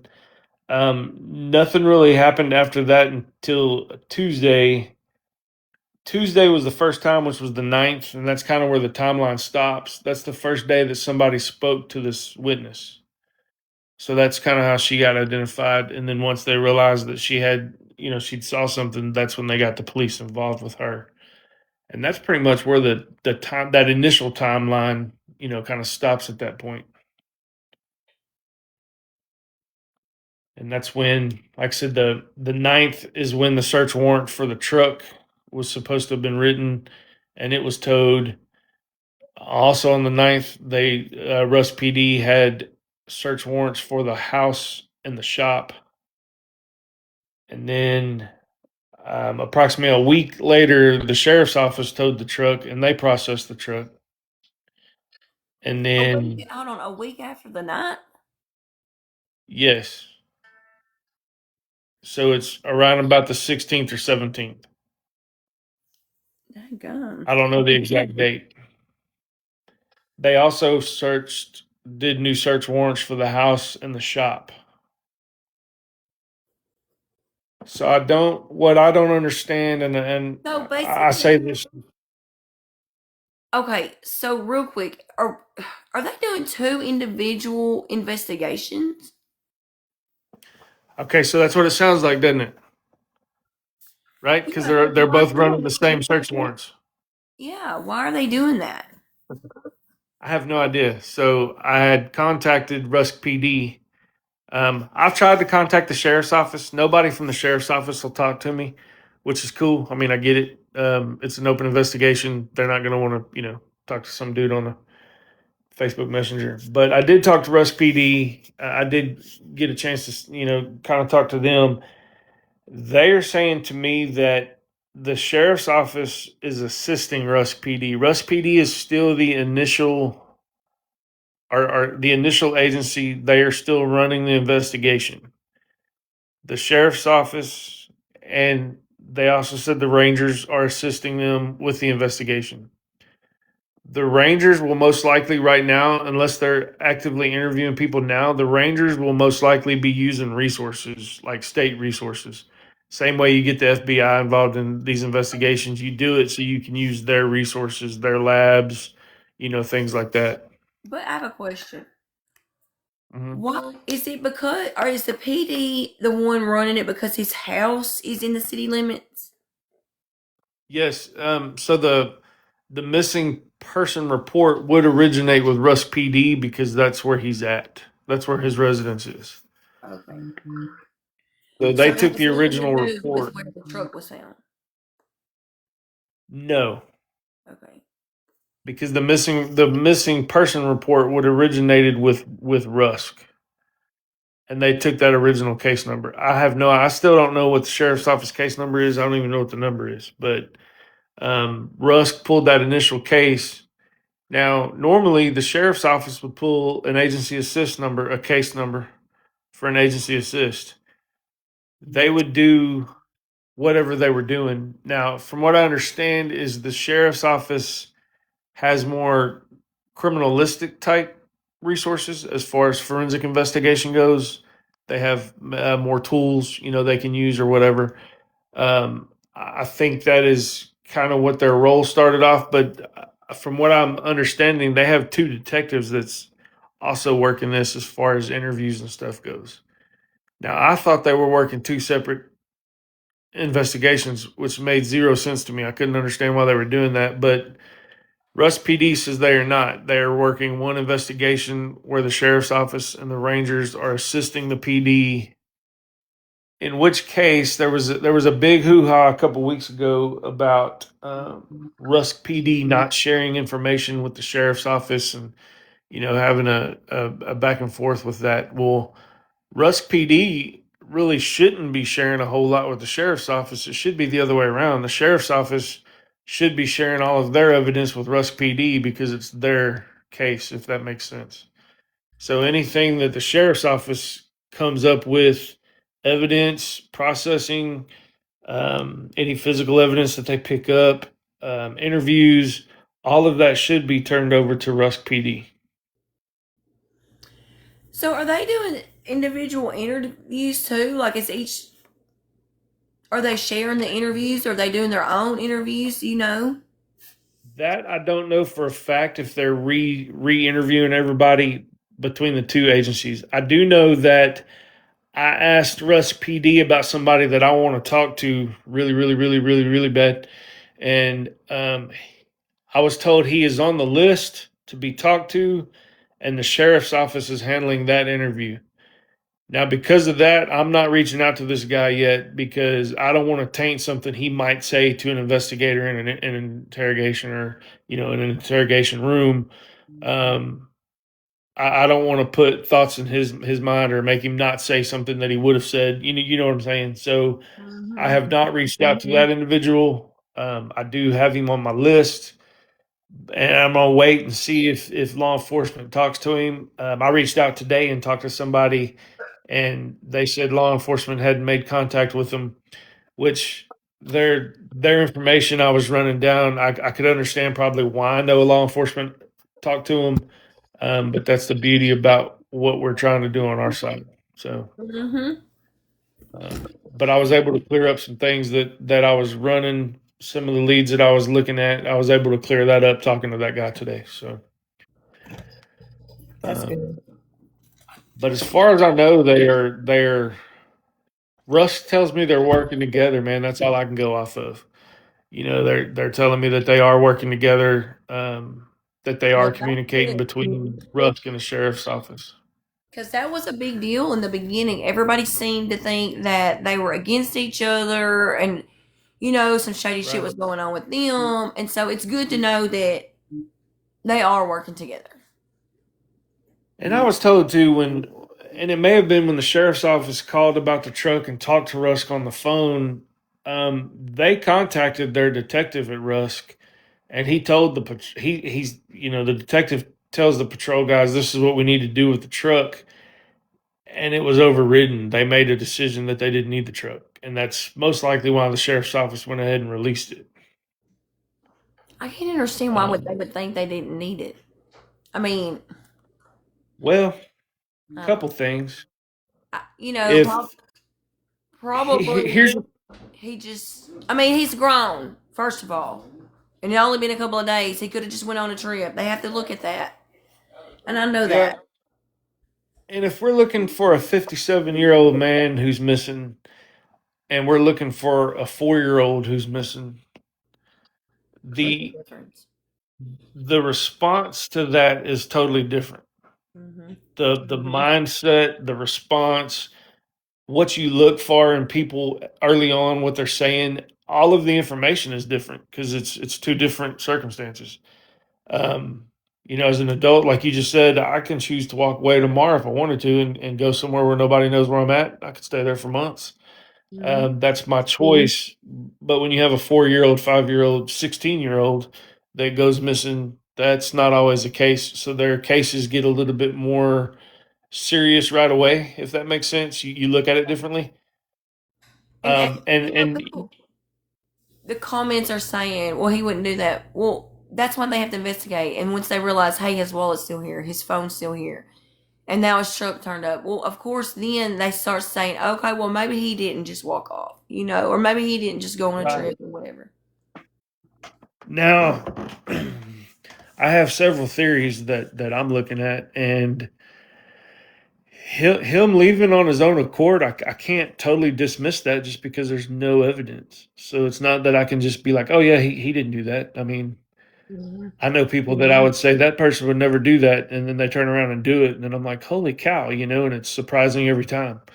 Um, but like I was saying earlier, if the family's not talking every single day, um, and they're not always up in everybody's Kool Aid, you know what I'm saying? It's like you never know really what somebody's thinking, and I see it. I mean, I've done it. I mean, let me be honest. I'm like everybody else.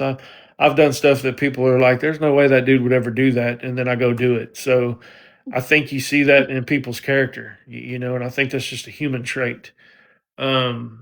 The thing about it is I have no evidence saying anything happened. That's what gets me in this. Is there's no evidence of anything. Like I don't have evidence of him leaving. I don't have evidence that somebody took him. I don't have any evidence of anything, and that's crazy to me that there's nothing. The thing about it is, the more you're in this, the more you're gonna see. There's a lot of times nothing.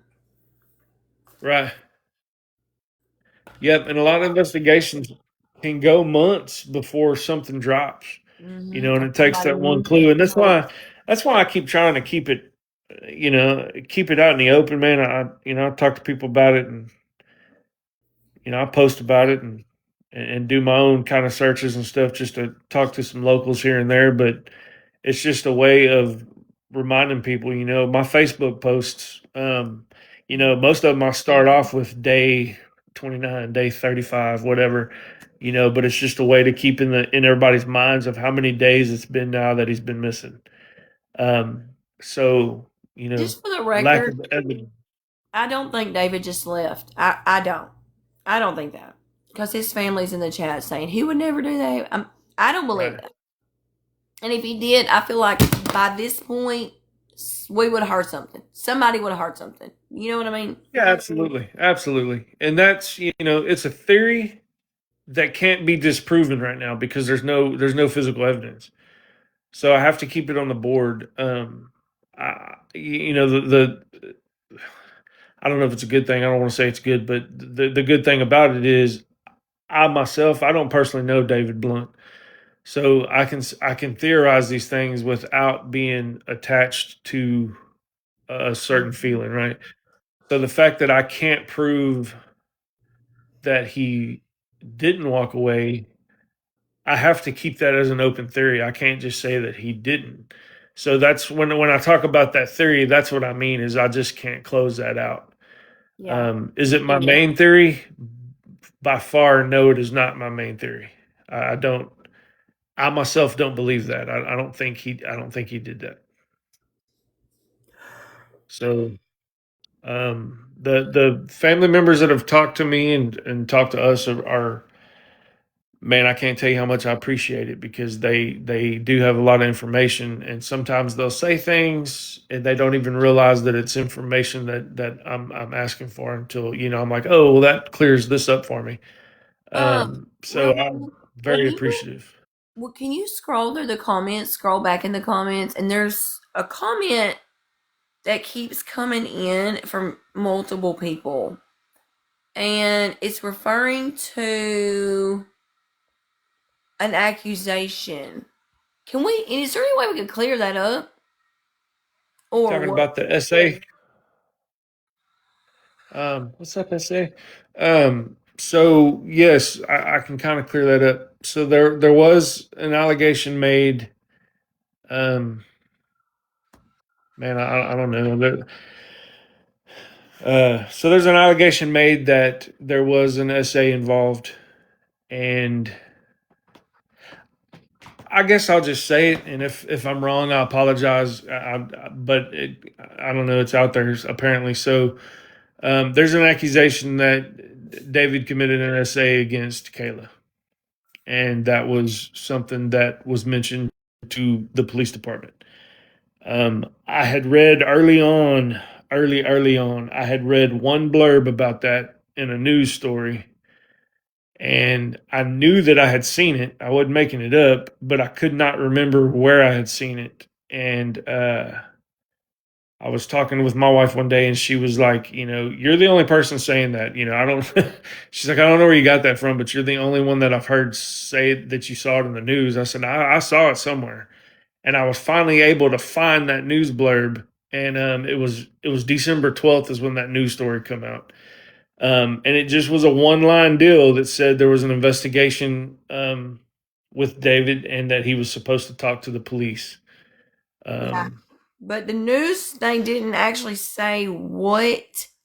I can pull it up right now if you want me to. It says, Right. according to multiple sources close to the ongoing investigation, the missing man at the center of the case was allegedly under active review or scheduled to be questioned by law enforcement prior to his disappearance. Authorities have not publicly confirmed the nature of the inquiry or how far it progressed. Yeah. And they didn't. I want to be, I want everybody to understand. Law enforcement didn't tell me either. I asked them. Because I wanted it. That right there, what you just read, was the only blurb I had ever seen about it. So I asked them if he was under any kind of investigation. They said, well, he wasn't really under a quote unquote investigation, but yes, we were going to talk to him.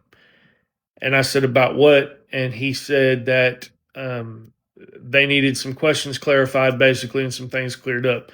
Wasn't going to tell me anything. And I just asked him, I was like, does this concern the SA that everybody keeps talking about? Because now I'm hearing that over and over and over again. And he just said that they were going to be talking to him. You know what I mean? He didn't tell me one thing or another. He just said they're going to be talking to him, or we're going to be talking to him right around that same time. Um, Now, that December 12th article that you're reading was mainly about Chief Hagney being suspended again. So that blurb was just a mix in that story. You know what I'm saying? So, but still, media wise, that is the only thing I've ever seen mentioned about that. Yeah.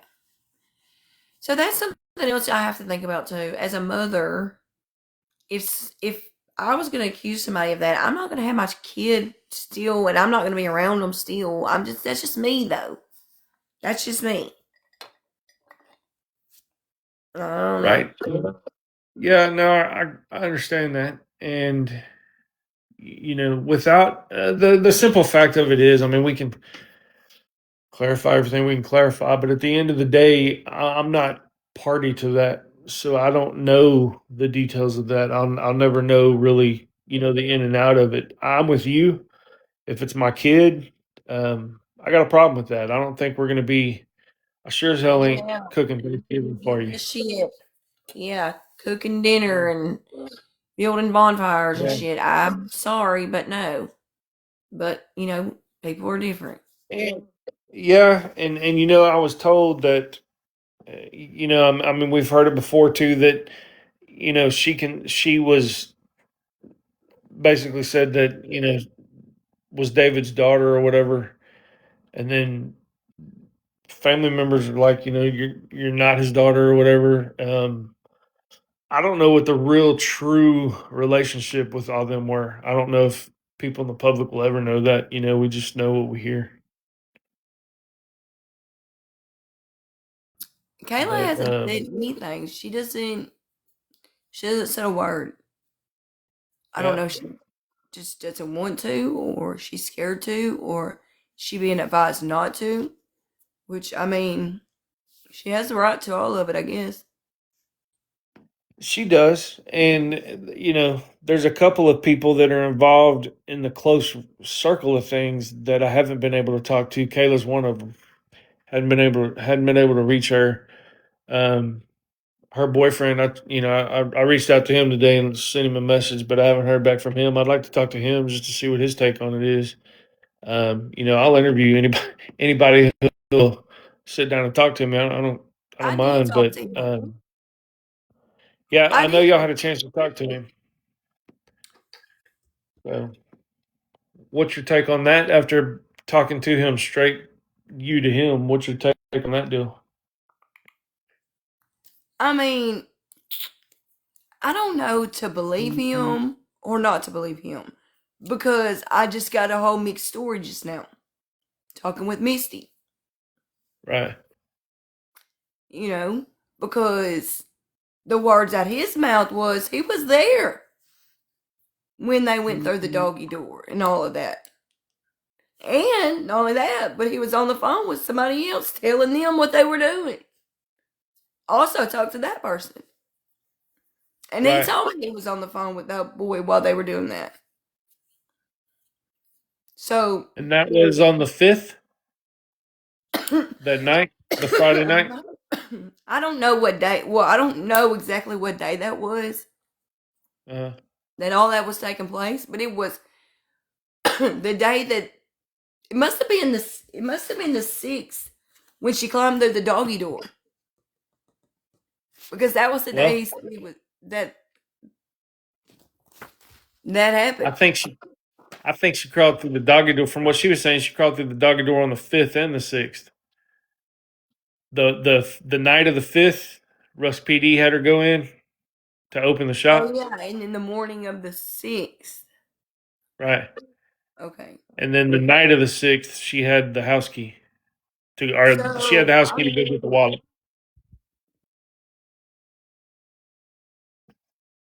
hold on a Somebody minute. just said, No, I thought she said she went in on the morning of the 6th and the evening of the 6th. well, the evening of the 6th, Well, I'll tell you this: the morning of the 6th, yeah, you could be right. The morning of the 6th, Mike had the keys. He had a house key. So yeah, you're right. This is though. I'll tell you this: this is the first time I've heard anybody say anything about Kayla living at that house. I hadn't heard that before. I'm not going to say I didn't hear it. I didn't. Well, I'm not going to say I did hear it. I don't remember hearing that, but I'm not going to lie to you. I kind of assumed that. I mean, I just kind of assumed that. Well, that was one of my first questions with when I first heard about all the stuff happening the evening of the 6th. Just hearing that, I couldn't understand why everybody got to walk away. Like nobody, nobody got arrested. Nobody went to jail. You know, things were going on. But when I hear about the relationships and things, you know, if I answer that call and I'm that patrol guy and I go out to that call and I get out there and I'm dealing with you and your daughter and you tell me, well, this is his daughter and she's got access, you know, to the house or whatever. If you're telling me she's his daughter, I can't disprove that.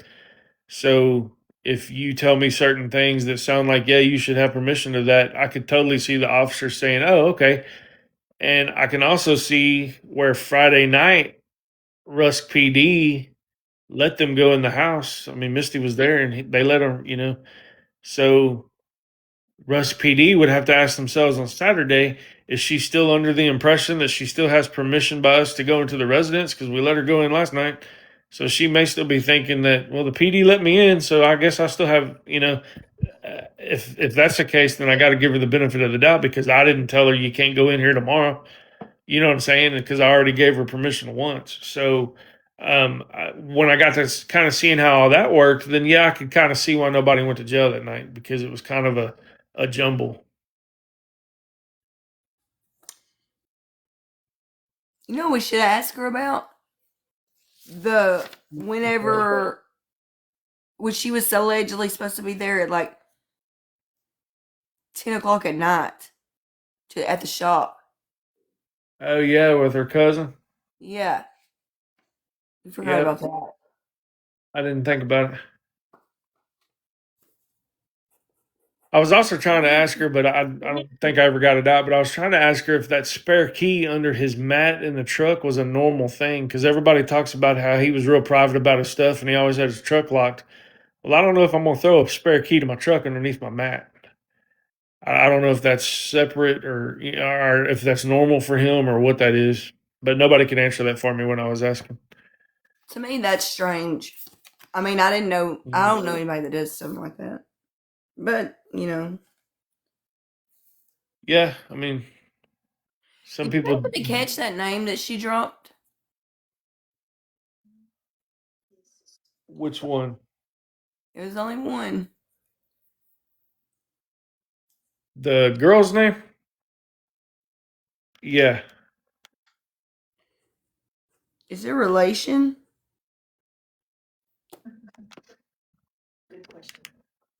I don't know. I s- so I kind of mouthed that to my wife when she said that because I don't know.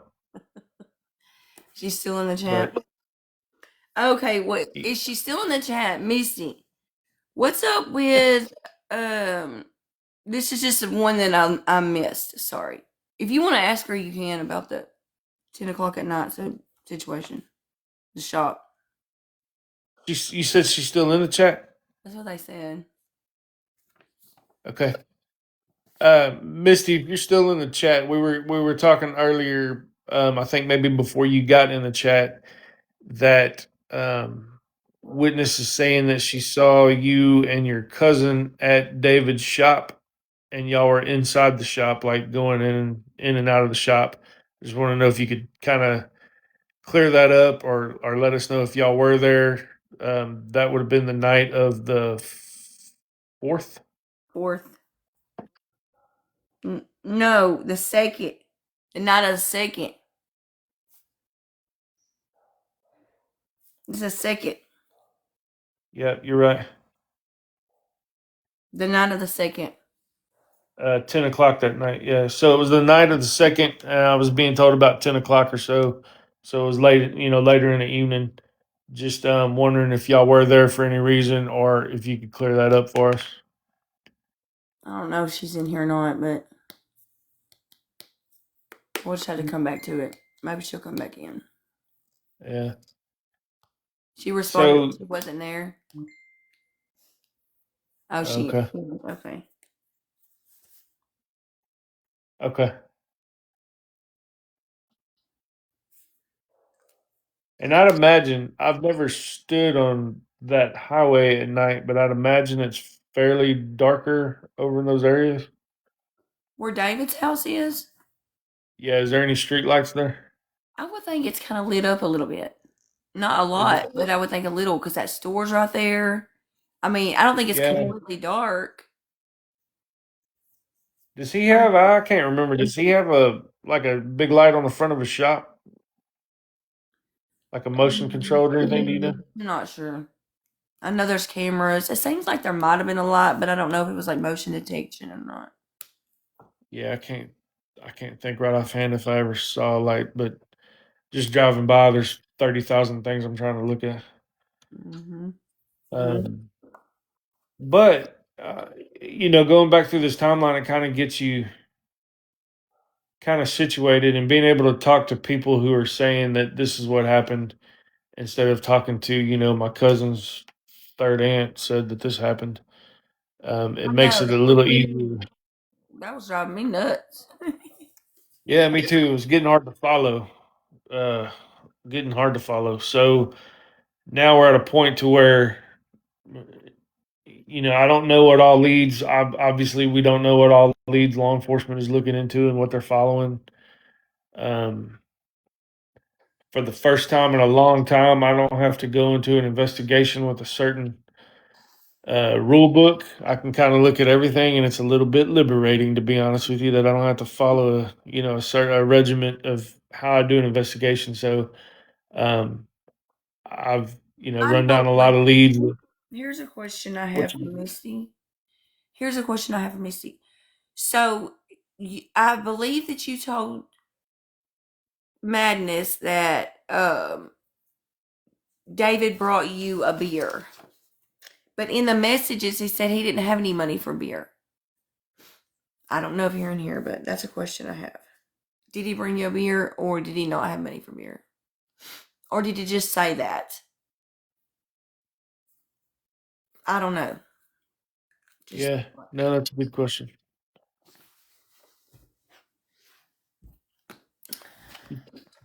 I hope she's still in here and can answer that because you kind of want to get the text messages aligned with the rest of the timeline. well, yeah, and then his wallet allegedly had money in it, so maybe he just didn't want to buy a Yeah, beer.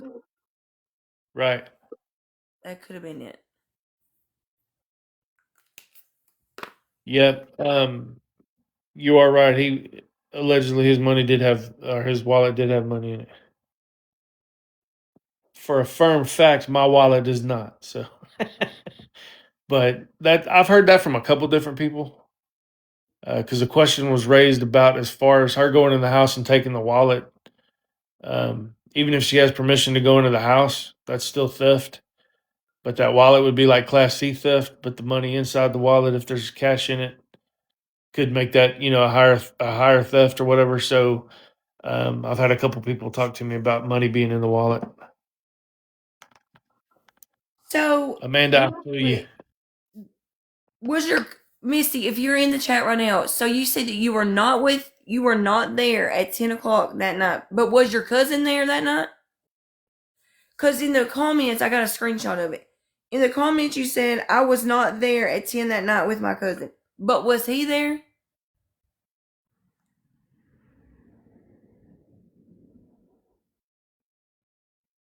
Because just the way you worded it, it seemed like he was there, but you weren't.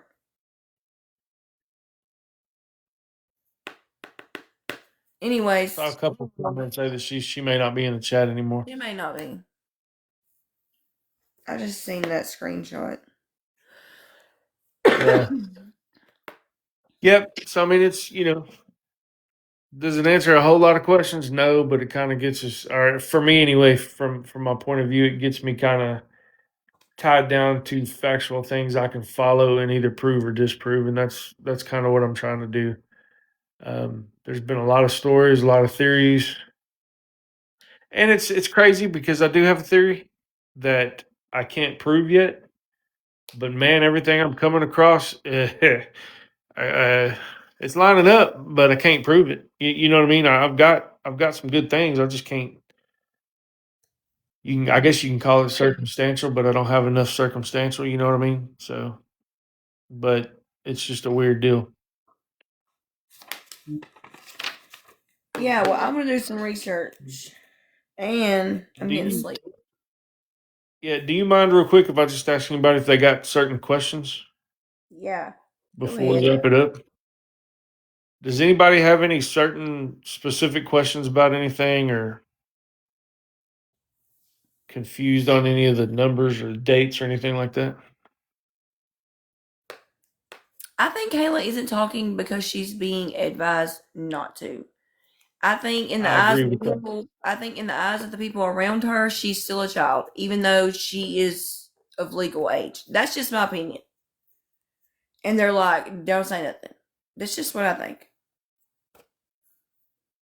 I don't know who Kayla's biological dad is. I've seen that question a couple times. I don't know right offhand who her bio dad is.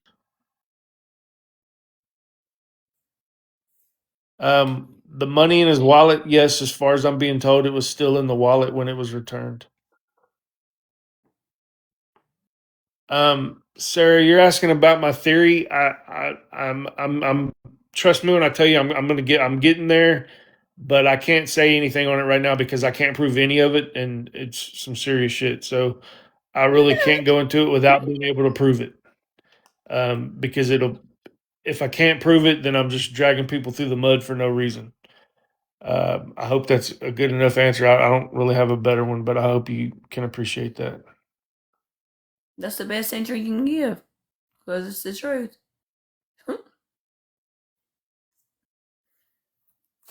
Um, yeah. So that's kind of where we're at right now. Everybody just keep your eyes open, man, is all I can say, especially if you're local. I've talked to a lot of people that are local that have looked at stuff on Facebook or looked at TikTok videos, and some people local, believe it or not, didn't even know this was all happening like it is. They just thought it was a story that they heard or whatever. So a lot of them are saying, man, the more we see about it, the more we're looking here, we're looking out when we're driving around or whatever. So if you can post about it and keep the missing person poster going around, let's at least do that. I was But I about to appreciate you coming on with me. hold on. There was some. Let me go back for a minute because there was a question that. Hold on a minute. Okay. Um, Sarah, you're asking about the life liquid on the Oh, kayak. here it is. There's the question. Has anybody officially been cleared? Okay, so the answer that I'm giving is no, but nobody's been included either. So Correct. the short answer is there's no evidence of a crime being committed, so there's really no quote unquote suspects. But in the absence of suspects, everybody's a suspect. And nobody, from what I understand, has been told, okay, we're not going to talk to you no more about this. You know nothing. Correct. Right? Yeah. Yep, that's what I'm being told. And Sarah was asking about the life liquid that was on the kayak, if anybody tested it. There was no Nothing. verified um, life liquid on the kayak. It was mud. They did swab the area, but it was not. There was nothing there. Correct. And the truck was supposed to have been. So here's two. We talked about two different investigations. So Russ PD took the truck. They dusted for latents and all that kind of stuff. Well, then the sheriff's office did too. So I'm not sure. When the sheriff's office got the truck a week later, it had already been processed for prints. So there's not any way to say that the friction from the fingerprint brushes didn't brush away prints that the sheriff's office didn't find because they got destroyed. Latents are easily destroyed. You have to be real careful with latent prints. So just the brush itself can tear that up. So if you're a week behind on that and you're doing a secondary forensic investigation and you dust for prints, you might have been dusting areas that you look at it first and do a visual exam and say, okay, well, nothing here was processed, so we'll go ahead and process this area. I would be real interested. I'm still interested in the rearview mirror. I don't know if they fingerprinted that rearview mirror and got anything off of it, but I'd like to see that. Well, yeah. His dog was not found, and no, he has not been found either. Right. I think we. Yeah, I'm seeing some of the same questions, so I think we've answered pretty much everything so far. You can find my YT on my page, but I'm also going to send this to him. I'll send it to you. That way you can download it and put it on your YT also. Yeah, I appreciate that. I'm sorry, I didn't realize that I was not going to be able to do anything. It's okay. Just go live a couple of times. It'll be good. So Stacy's asking about TDCJ dogs. They did not catch a scent enough to be able to track. So it's not necessarily they didn't catch a scent, but you got to keep in mind at the river, how much fish guts do you have? There's deer carcasses down there that I saw laying out just out in the open. And so there's a lot of it was odors. definitely because it was right in the smack dab in the middle of deer season. Right. Man, and it's nothing but woods out there. Hunting. So when the wind blows, when the wind blows through all those different odors, man, that the dogs they're not always able to identify that one scent that's going to belong to their target. Yeah. Okay, y'all. I'm fading fast. Yep. I appreciate you getting on live and letting me come back in because I really wanted to get all that info out. I hope it helps somebody get to get an idea of the time that we're working with and what we're looking for. And maybe some people from that area, it can jog their memory too, and maybe we can get some more things to go with it. And confirm that too. You never know. Correct. All right. Well, I appreciate y'all. Yes. Thank you And so we'll much. see y'all next time. Thank you for all your hard All work. righty. You too. I appreciate it. Have a good night. You too. All right. Thank y'all so much, and I hope that we got some questions answered. And I gotta go to sleep. Not sleepy. I might be. I'm gonna download it and put it on my YT, Amanda.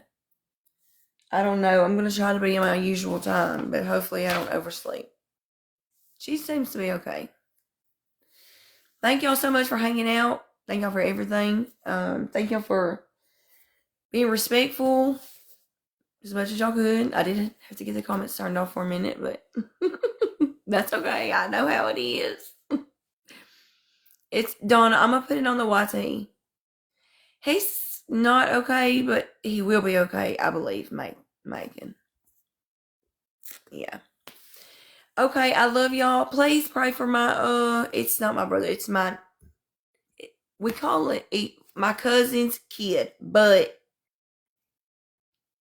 they call me aunt. My kids call her aunt, so kind of like that. He's like my nephew.